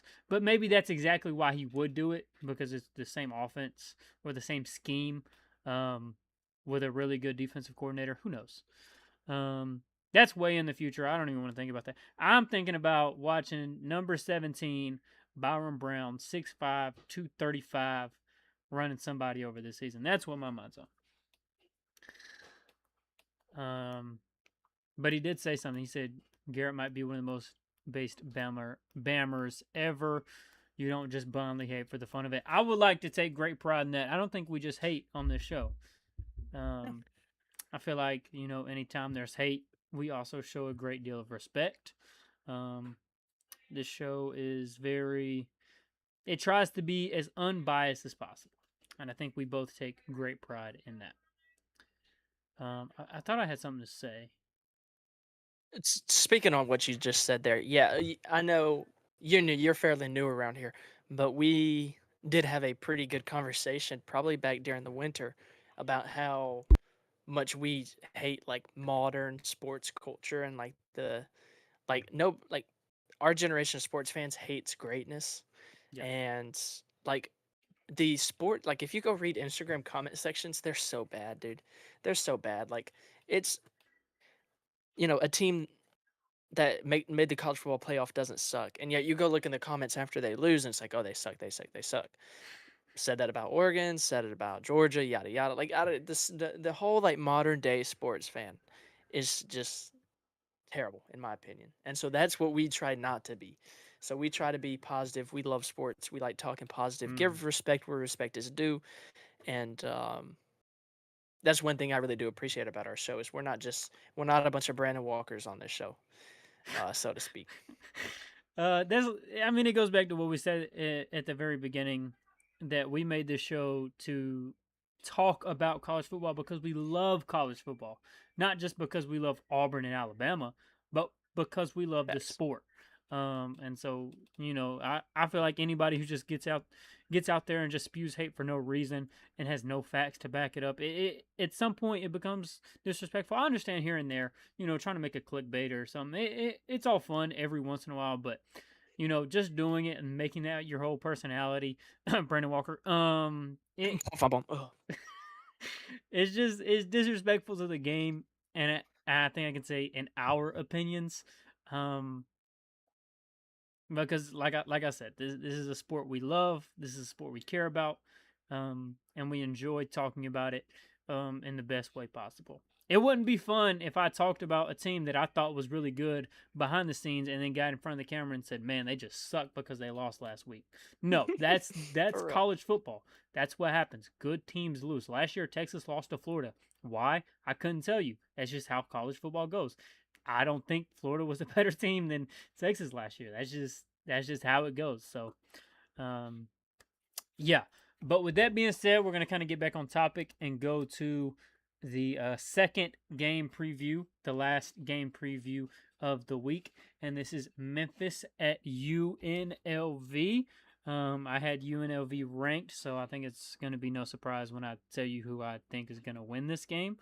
But Memphis, before I even start talking about UNLV, um, I do want to make sure I get their head coach's name right. I think it's Charlie Huff. Charles Huff. Charles Huff. Yeah. Is that his name? But yeah, Charles Huff, I think he found success I think it was UMass, and then he went to Southern Miss, and he kind of turned them around. So he is no bum. I've heard a lot of good things about him. Um, and the ability that he could be. I've already heard people say that he's probably going to be better than Ryan Silverfield. I'm not saying that I'm saying that, but I have heard other people predict that. And when they went into breaking down why they thought that, it's because when you really think about the brand that Memphis is in the American, there's no reason they shouldn't be spending the most money of anybody in the American. There's no reason that they shouldn't be, you know, shoulders above the rest in that conference. And when you put it to me like that, yeah, you're right. Why is Memphis not, a top of the American Conference? Because they probably do have the most NIL money to spend. And the Auburnator agrees. He says Charles Huff will be a P4 coach in 3 years' time. I could definitely see a world where that happens. I've heard a lot of praise for Charles Huff. So no disrespect with his first year at Memphis. But when you get a whole new coaching staff, you got to replace a gigantic part of that roster. There's going to be bumps in year one. So I am going to go UNLV. This is a team that went 10-2 last year. They have Dan Mullen. They have a former 5-star in Jackson Arnold. And I've even heard whispers that Jackson Arnold might not be the starter. I mean, I wouldn't predict it, but I've heard Alex Orji has made a lot of noise in their fall camp. I wouldn't predict him to start, but I've heard that he's, made some rumblings and that he is also balling out. So I would love to see Jackson Arnold, take that next step. I texted you personally when I was telling you why I was high on Nebraska, is because of Anthony Calandria. He was a guy who had, issues at Virginia with turning the ball over. And not to say that he necessarily got those turnovers fixed at UNLV. I mean, they went down, but truth be told, he's just a gunslinger. but what did improve was the offensive production overall. I think he was a guy with like 2,900 yards last year, 21 touchdowns in the air, 9 picks, and then he had another 600 rushing yards and another like 4 or 5 rushing touchdowns. So I'm extremely high on Anthony Calandria. And when you see what Dan Mullen can do for a guy like that, what can he do for a guy like Jackson Arnold? Jackson Arnold, who's coming from Auburn, or Alex Orji, who's coming from Michigan. Um, will split time in the opener. That's not never what you really want to hear for a first game, but you know, I have faith in UNLV. Their biggest downfall last year was their defense. So if they can just figure out a way to get off the field at times and get stops, um, I think they'll be one of the best G6 schools in all of college football, and I'm going to predict that starts with a win this Saturday when they face Memphis. Yeah, I agree. UNLV's favored. I think they win this football game. Um, this is, I did, to my knowledge. Now I know we just talked about Jackson Arnold and Alex Orji, the former Michigan quarterback, having that QB competition. To my knowledge, Memphis hasn't announced a starting quarterback either. I saw they were supposed to announce it to the team yesterday, so I don't know if that got broke yet today or not, as to What whether or not they actually named somebody. what I heard last was Marcus Stokes was Yeah. gonna be their starter. Does that name Okay. ring a bell to you? Not really. No. I'm pretty sure, I could be wrong, but I'm pretty sure Marcus Stokes was the quarterback committed to Florida a few years back that said a slur that he shouldn't have and lost his scholarship. I'm pretty sure that's this guy. Um, if you don't know about Marcus Stokes, I had his stats right here. He threw for essentially 3,300 yards last year, with 30 touchdowns and 13 interceptions, with another 10 touchdowns on the ground. So 40 total touchdowns. So that was Yeah. at West Florida, I think. So an FCS school, but nonetheless, it was a productive season for him. Yeah. So nonetheless, this is, I mean, um two team two teams with completely new quarterback situations, QB competitions that have gone well into fall camp. Yeah, 9 o'clock for a week zero game is crazy, but it is out there on the West I Coast, love it. so I guess you have to account for I that. love it. Look, that just means Yeah. we get college football all day on Saturday, so I'm good with it. But hey, what used to be the Pac-12 after dark, love it. Yeah. Go to bed watching a good old football game. So I this agree. this will be great to watch. But yeah, I'm gonna go with UNLV. I'll be honest, I don't know a ton about either one of these teams.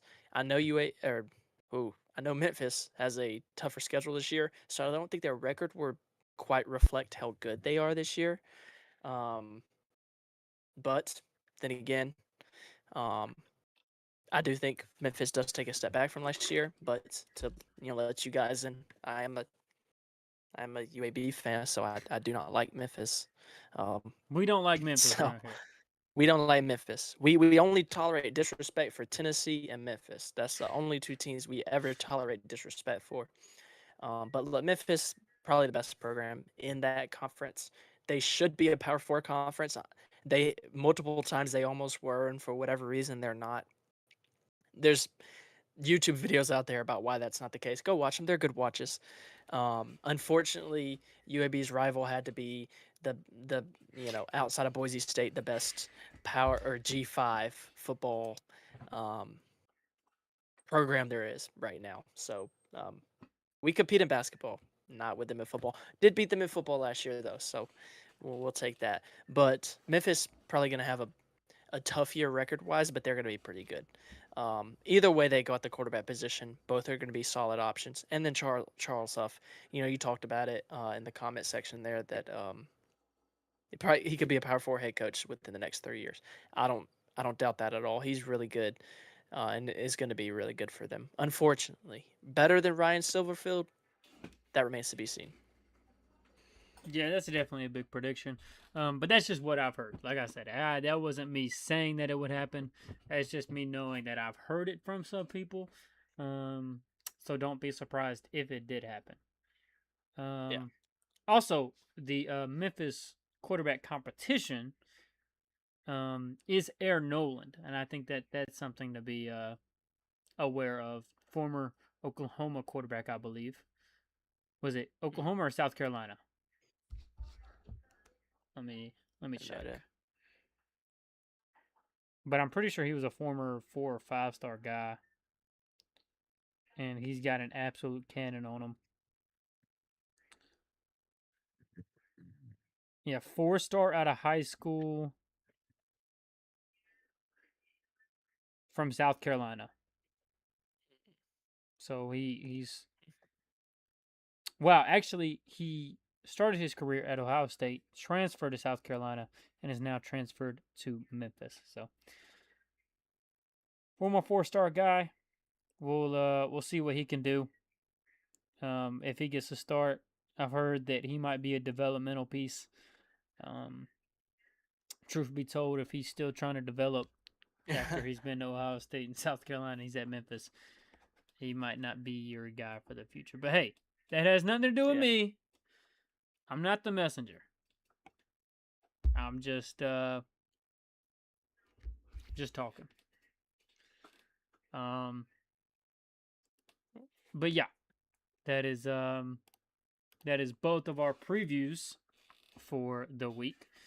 And now I have our board that is titled Yap Session. So whatever left we have to talk about.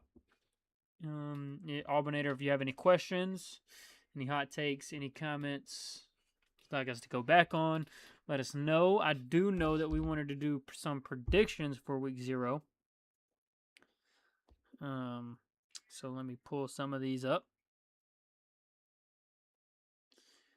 Gosh, this is the last Wartide podcast with last Wartide podcast before football is here. So, I can't believe it. I'm so excited.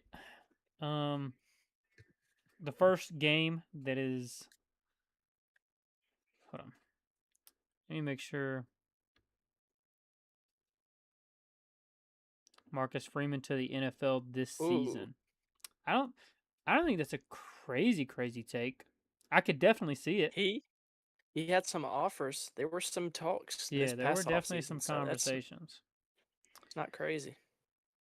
Um, let's see. I'm gonna conjure up 10 games. Nah, I think there's only 8, so good luck with that. Yeah, you're right. Oh my gosh. 1, 2. Yeah, just 8 games. So North Carolina versus TCU. I know they're not in America. I know they're overseas somewhere. Is it Germany? Yeah, I think so. Something like that. Something like that. I just want to, before we even talk about it, this does not belong in college sports. Leave that to the pros, please. I want to That's what I see was taught, dude. When you home went to the games. restroom, that's what we were talking about. That let's keep the games on college I campuses. want to I want to see home games. You got UNC winning. Look, this is another one of those ones kind of back on the NC State Virginia thing. I think North Carolina's roster is better. Um, I do think TCU's coaching is better. I'm gonna predict TCU to win. Um, let's see. I had their quarterbacks pulled up earlier. Both new transfer quarterbacks, I believe. Um, yeah, Billy Edwards Jr. is North Carolina's quarterback. He's from Wisconsin. He got injured early in the year. Definitely a good quarterback. Um, extremely under talked about, in my opinion. Um, and then Jaden Craig is TCU's. He's from the FCS level. I think he's from Harvard actually. Transferred to TCU. Let's see. See if I can find that. I think he's from Harvard though.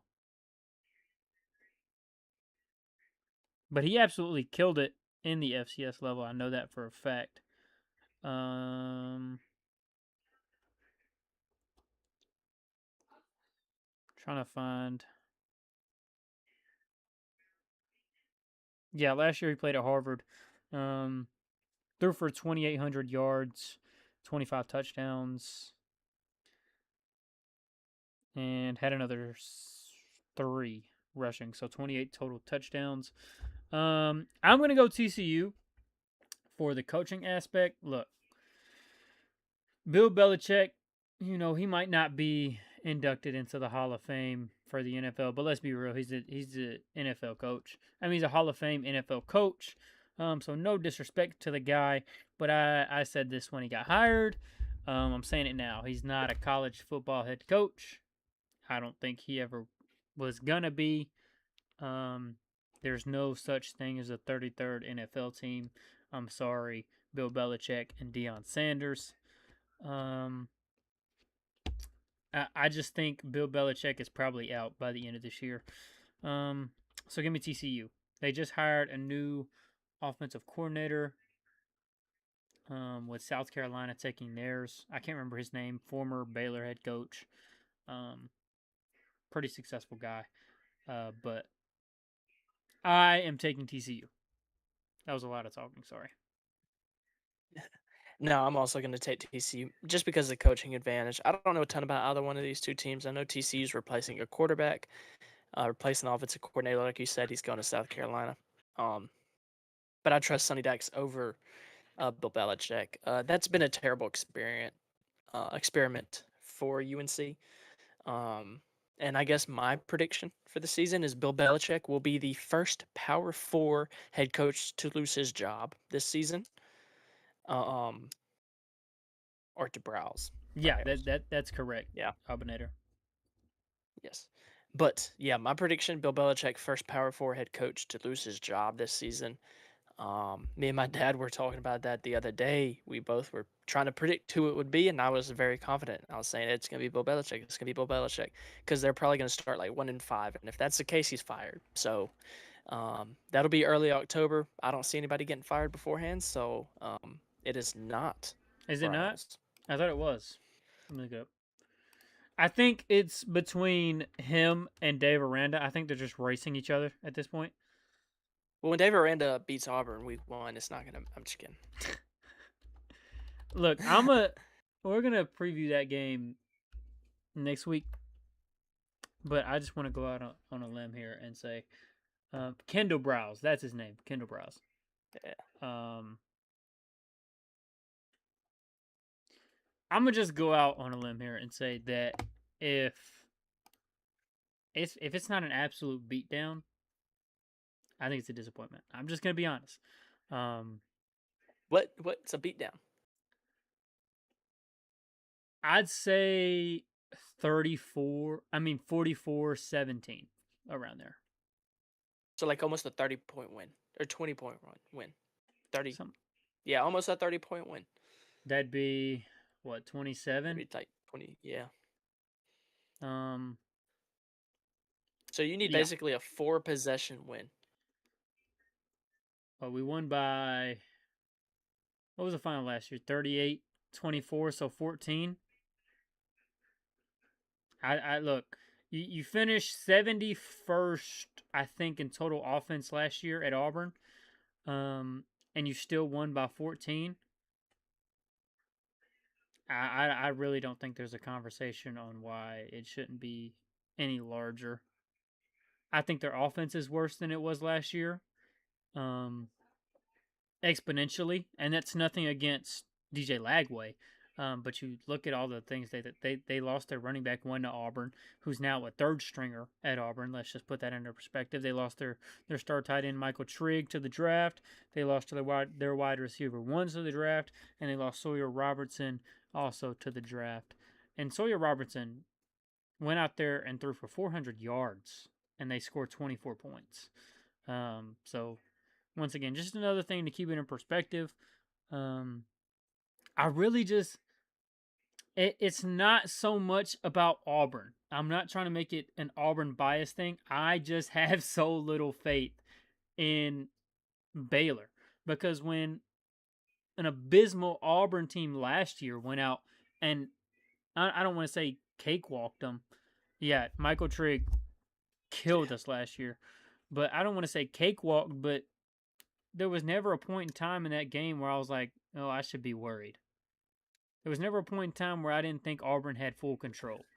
Um, and that's how it went the entire game. Um, they didn't have to do anything flashy. They just had to run the ball. You have a better running back room and a better running quarterback this year than you did last year, so I don't think it's that crazy. That's just my opinion. We'll talk more about that next week, though. Yeah. I think Auburn wins. I'll say that. But beatdown, ooh, that's tough. Probably about the same as last year if I had to put a prediction on it. We'll see. I don't want to use all of my talking points for next week on this week's show. Yeah, the Auburnator said after the first quarter it was easy for Auburn's offense, which is wild to say. Yeah, I remember the high that I was on after that game. I'm an embarrassed man, is what I'll say. Embarrassed man. But hey, I'm passionate. That's what I'm gonna say. Embarrassed, but I was passionate. Yeah, you were. Our first ever episode of the WarTidePodcast, I said there's one team in the state of Alabama undefeated and there's one team with a loss. So that's all I'm gonna say.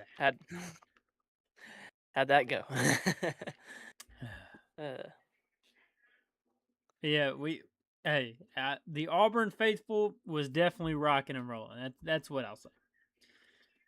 But look, everything happens for a reason. I'm glad that it happened. It sucked. It was painful. I think about Kentucky once a week. I swear I do. That's not a joke. That's not me trying to be funny. I think about Kentucky once a week. But it all happened for a reason. So that way we could get our PGA golfer head coach out of here and get somebody who takes the sport a little bit more serious in. But yeah. Do we have any other? Oh, I'm so like ADHD right now. I just completely stopped giving us predictions. I just completely stopped. I completely forgot we were doing that. That's completely on me, so it's okay.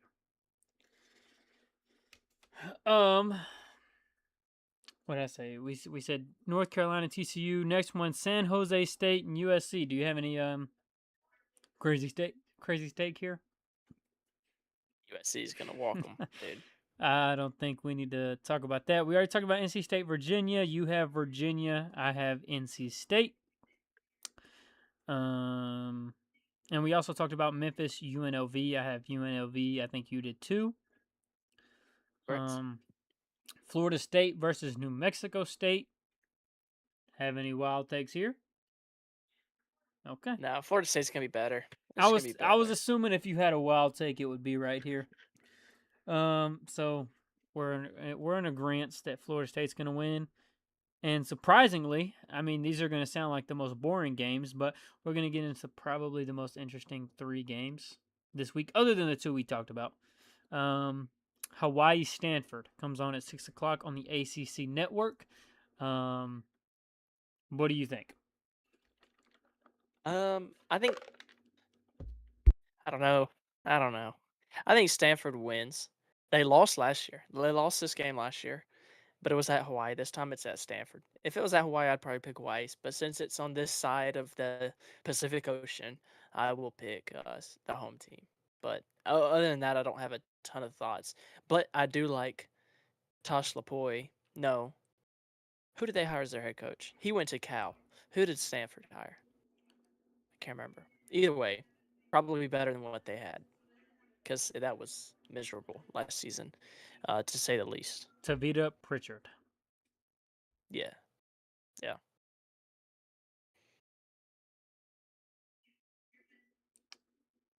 Yeah, Alejandro is a really good quarterback. I Alado agree. is a good quarterback.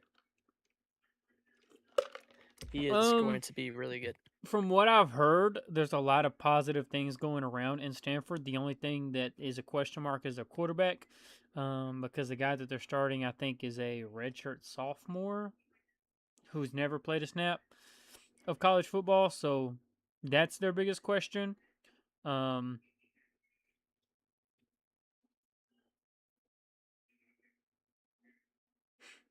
I like that Albinator. I think It's I think if I have to make a prediction right now, Hawaii's gonna win. But I have heard a lot of good positive things about Stanford and where they're heading. So if they win, I wouldn't be surprised either. Would you like uh to comment on the just Albinator? look. I mean, look. The Kentucky game reminds me a lot of the Missouri game last year. In terms of everybody for weeks before the game was saying, "Watch out for this game. This could be a trap game." Well, if everybody talks about it for weeks straight, is it really a trap game? Um, but yes, that is a going to Lexington, and DeBoer does historically lose games that he shouldn't. The reason why I think they beat Kentucky is, well, Alabama's better, A, but two, but B, I think Alabama's defense is going to be good enough to win them every game for the first few games on their schedule. Um, and also, you mentioned FSU. I don't think Alabama's thinking all that much about FSU. I think Monday hits of the FSU week, and then they're going to be like, "Oh wait, hey, yeah, this is Florida State. Let's get our get back." But before that, I don't think there's going to be a whole lot of thought put into Florida State before um, game week. Um, but I agree, could be a trap game. I think we both agreed that if there was one to really watch for Alabama on their schedule, it was Mississippi State. I think that's the Yeah, biggest trap game, in my opinion. Because you do have an explosive offense under Jeff Lebby. You do have a guy, um, I don't know why I'm blanking on his name, Kamario Taylor. You have a guy like Kamario Taylor. Um, so I think that would be the trap game for Bama if I had to predict one. But then again, it's still a rivalry game, so is it really a trap game? That's the biggest question there. We'll see. And then our last two predictions. These are definitely the two games that I'm most excited for. Yeah, I agree, Auburnator. I don't think Mississippi State is a pushover by any means this year. hey, That shoot, offense can I take picked anybody. I picked Mississippi State to beat Auburn. I think they're going to be a lot like Arkansas was last year. You know, where their offense is just absolutely crazy. Their defense just can't stop anybody. Yeah, So we'll see what happens. Um, but these last two games, I think, are the most exciting, just because this is literally what college football is about. With the first one being Sacramento State versus Eastern Michigan. Um, Sacramento State first year as an FBS school, and Eastern Michigan probably one of the more winnable games if you were to come from the FCS to FBS level. Um, I've heard a lot about Eastern Michigan and their defense being pretty good. I don't think their record necessarily shows how good the coaching staff is over there, for the simple fact of it's Eastern Michigan, um, and it is hard to win. Um, the only thing about it is I don't know a whole bunch about Sacramento State. I know their quarterback was pretty good. I think he threw for like 300 yards, not 300, 3,100 yards last year. Um, maybe 25 touchdowns. I don't know to be exact. I'd have to look it up. Um, but I know Sacramento State is favored. And that says a lot. Carson no, Conklin. not true, Oh, he not did. true. Not true? No, EMU is favored. Okay. I apologize. Yeah. No, Carson Conklin is their starting quarterback, I believe. He threw for 354 yards, so I apologize. I'm just wrong. So this will really be his first year as a full-time starter. We'll see how he handles that jump. I think I got it confused because on the ESPN app they're favored. Hold on, let me look real fast. That could be wrong. Says matchup indicator 55.9% Sacramento and 44.1% on EMU. That's crazy. I see that, but the betting odds, EMU is favored by 9.5. Yeah. Isn't that crazy? Yeah, that is weird. I think it would just have to do with hype, because Yeah, ESPN is crazy. With a true. lot of things, anyways. I'm not gonna fall into the hype. I do think EMU wins. I do think they have a good physical defense. I don't know too much about their offense. Let's see. I think Noah Kim is their starting quarterback. Yeah, he threw for 2,800 yards, 18 touchdowns, and 11 picks last year. And I think he had some ground game as well. Yeah, 186 yards and another 6 touchdowns. So, 24 total touchdowns, 11 picks. But we'll see. We'll see. I think EMU is my pick for that game. But I would love to see a Sacramento State upset. I'm gonna agree. I think Eastern Michigan just gonna win. I mean, it's at Eastern Michigan. Sac State has to go all the way across the country. Not to mention, like, this is their first year in FCS, so that is a challenge. But I'm gonna go Eastern Michigan. If it was at Sac State, I might think differently, but it is not. All right. And then this is my personal favorite game. Hate me if you want. Of this week, but we have NDSU versus Jack State, probably one of the better teams in the CUSA. And that's going to be the only thing that deters me from picking NDSU. Look, NDSU is historically probably a top 3 FCS program of all time, if not just one. Yeah. But they produce NFL talent. They've won countless FCS championships. They're physical. They take it to you.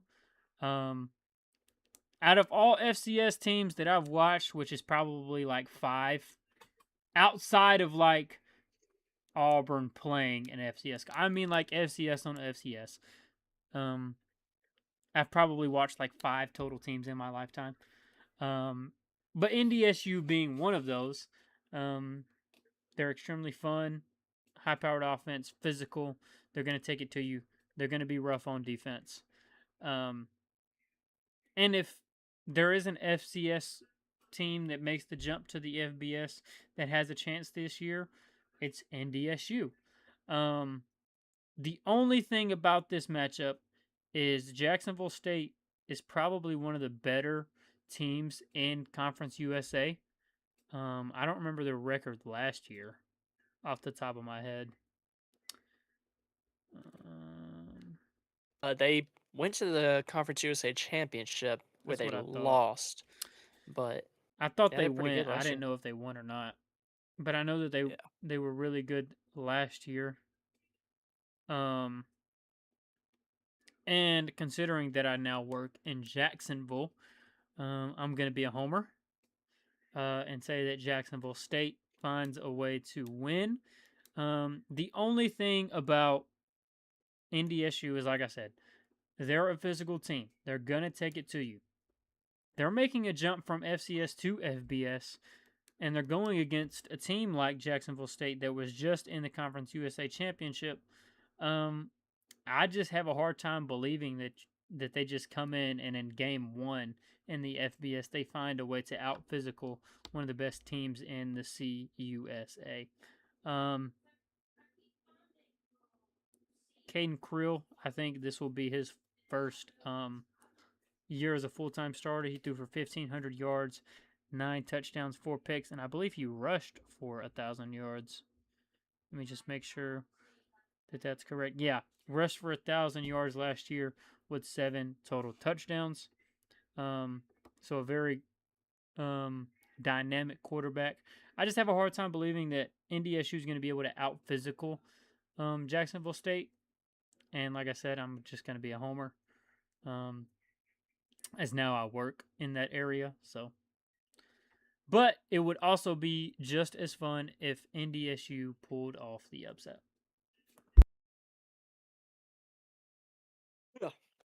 I got NDSU. I think there's gonna be a lot of hype around this game for NDSU. This is an area, a state that has nothing else. They've been waiting to be able to go up to this level. I think they're gonna show up and show out, and I'm gonna pick NDSU. They've probably the best FCS program of all time. It is there. If it was in Jack State, I'd pick Jack State. But since it is in DSU, if it was in Jack State, I'd probably be trying to go to the game, to be honest, because that'd be cool to see. But it's in North Dakota, not making the trip to North Dakota. But give me North Dakota State to handle business at home. What is a really good win, because like you said, Jack State is a really good Conference USA team. Yeah, if NDSU finds a way to win that game, I would be extremely impressed. Yeah. I mean, I have no other words than just extremely impressed. Because that is a tall task for your first FBS game. Definitely. But that is all of the games for week 0. I have no more predictions. And I have nothing else to talk about unless the Auburnator or you have any thoughts, questions, predictions, hot takes, anything else that we might have missed. I could conjure up one hot take here. Let me think.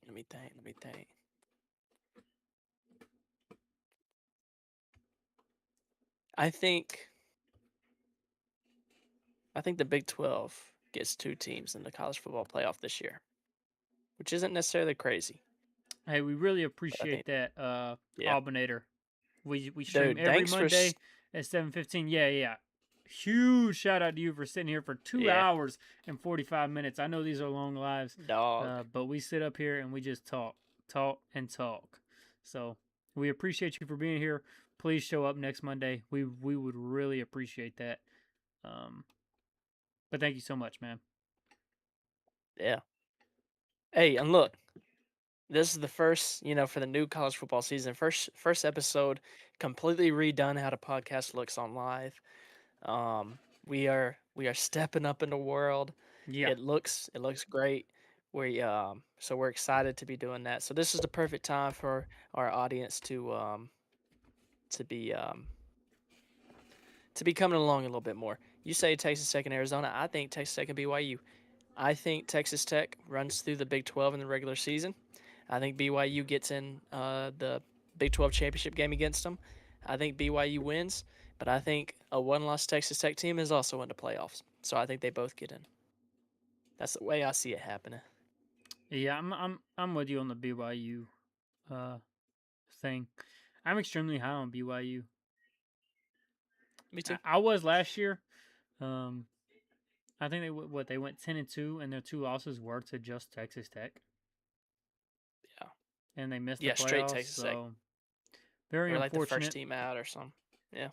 Very unfortunate. I was really high good on them last year. And I think that was with a true freshman at quarterback. Yeah, that was a true freshman. Yeah, I think Bear Bachmeier takes that step. So for sure, they're gonna be really good. Let me think of a hot take that isn't Auburn based because that's hard for me.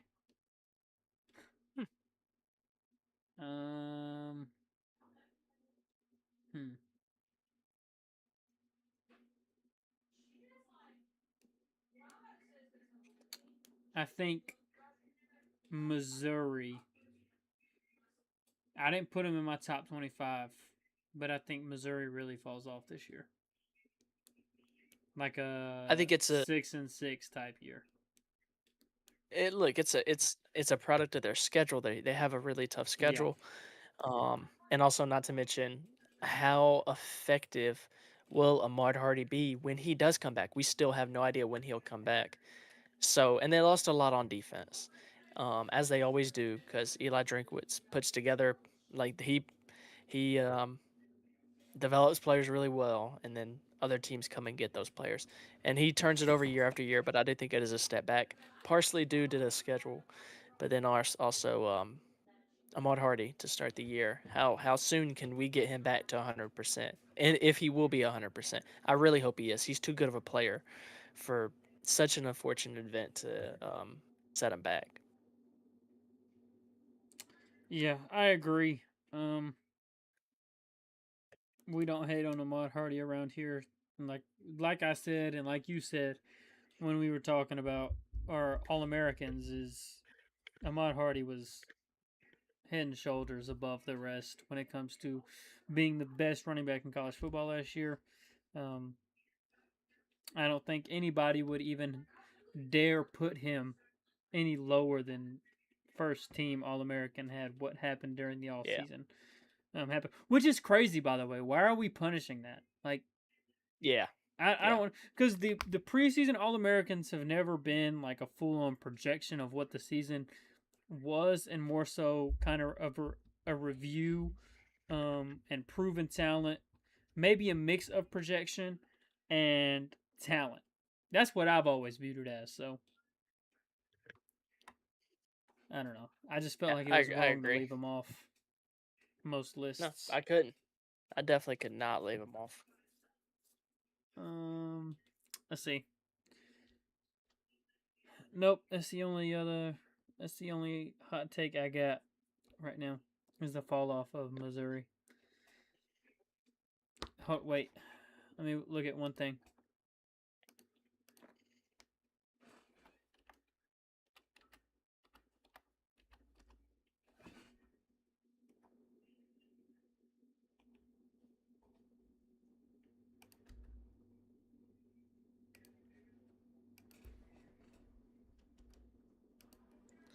Let's see.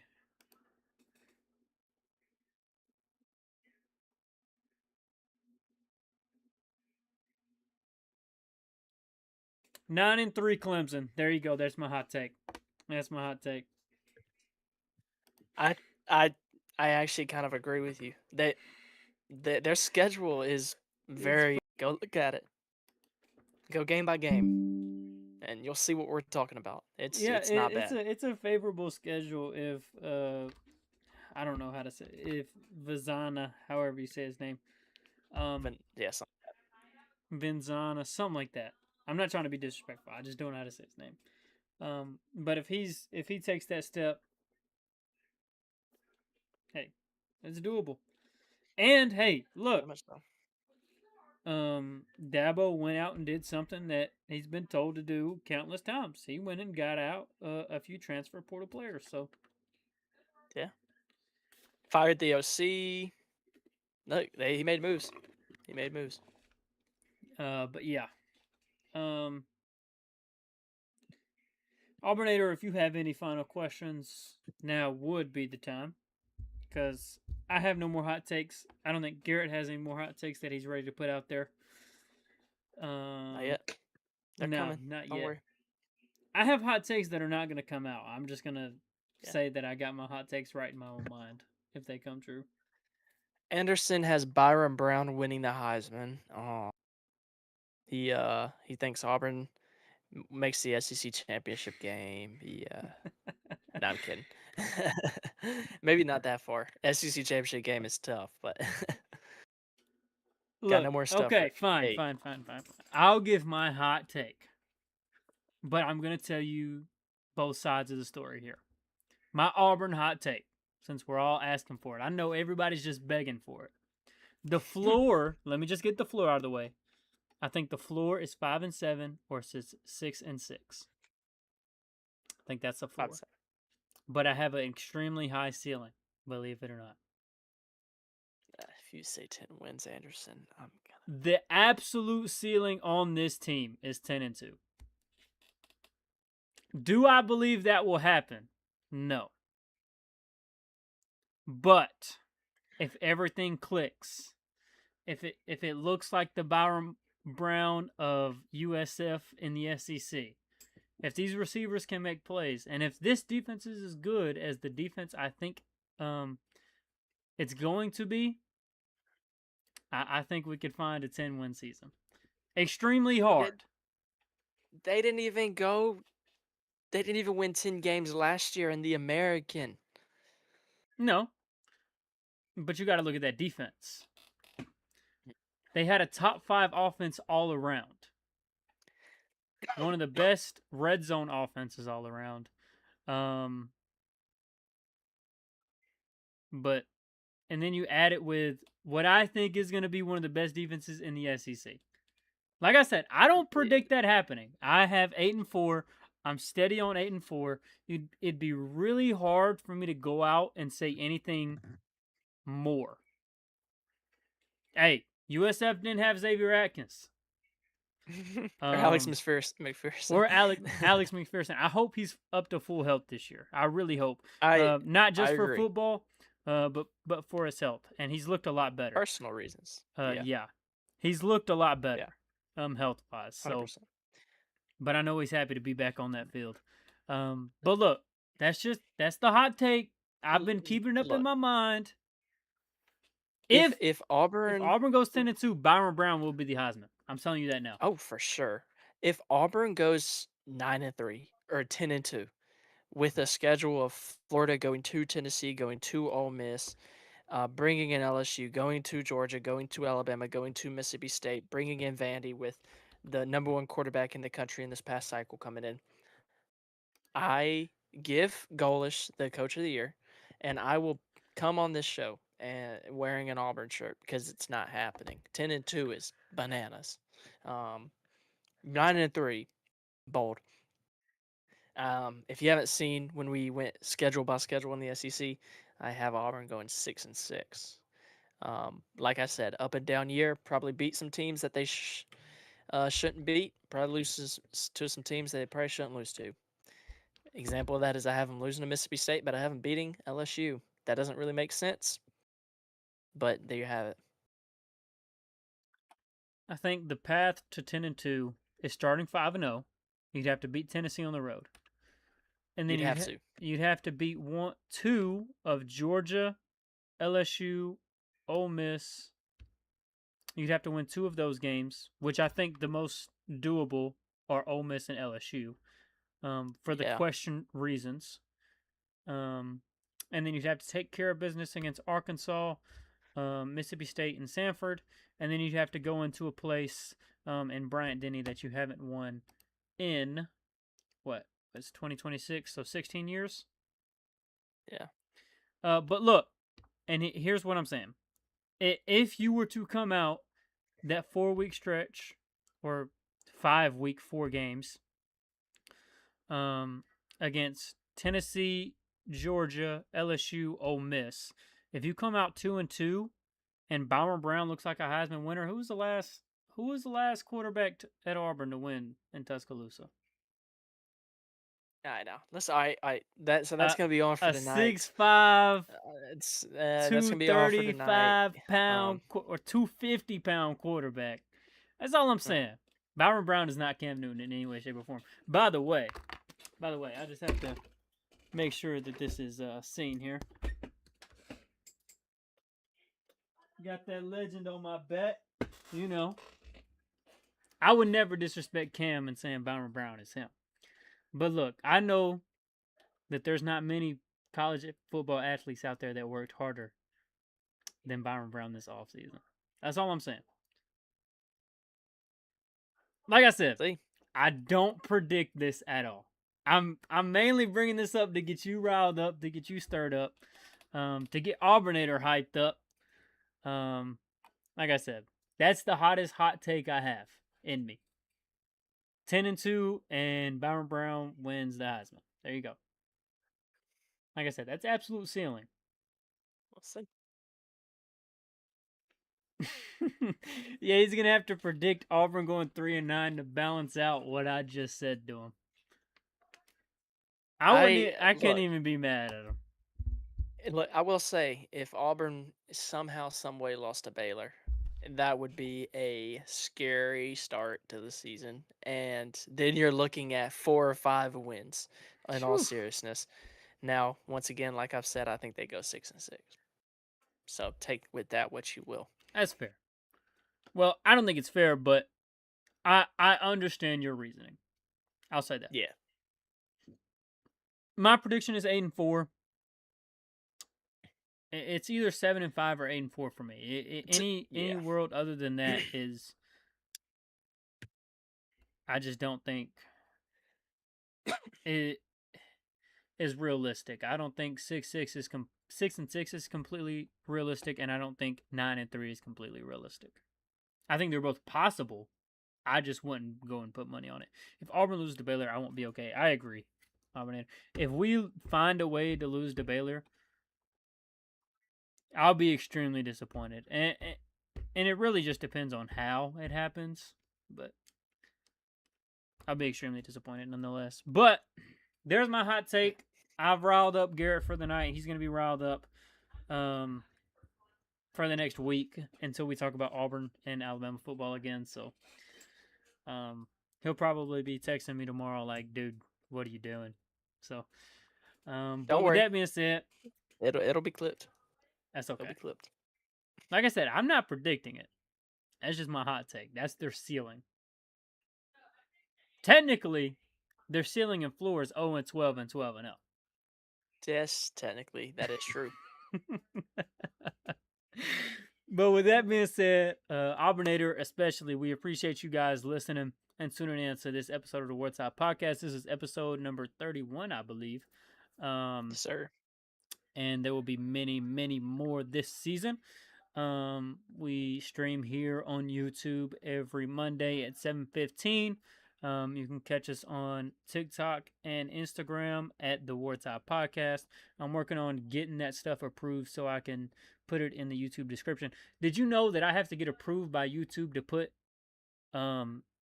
links in the description, which is crazy? That is crazy.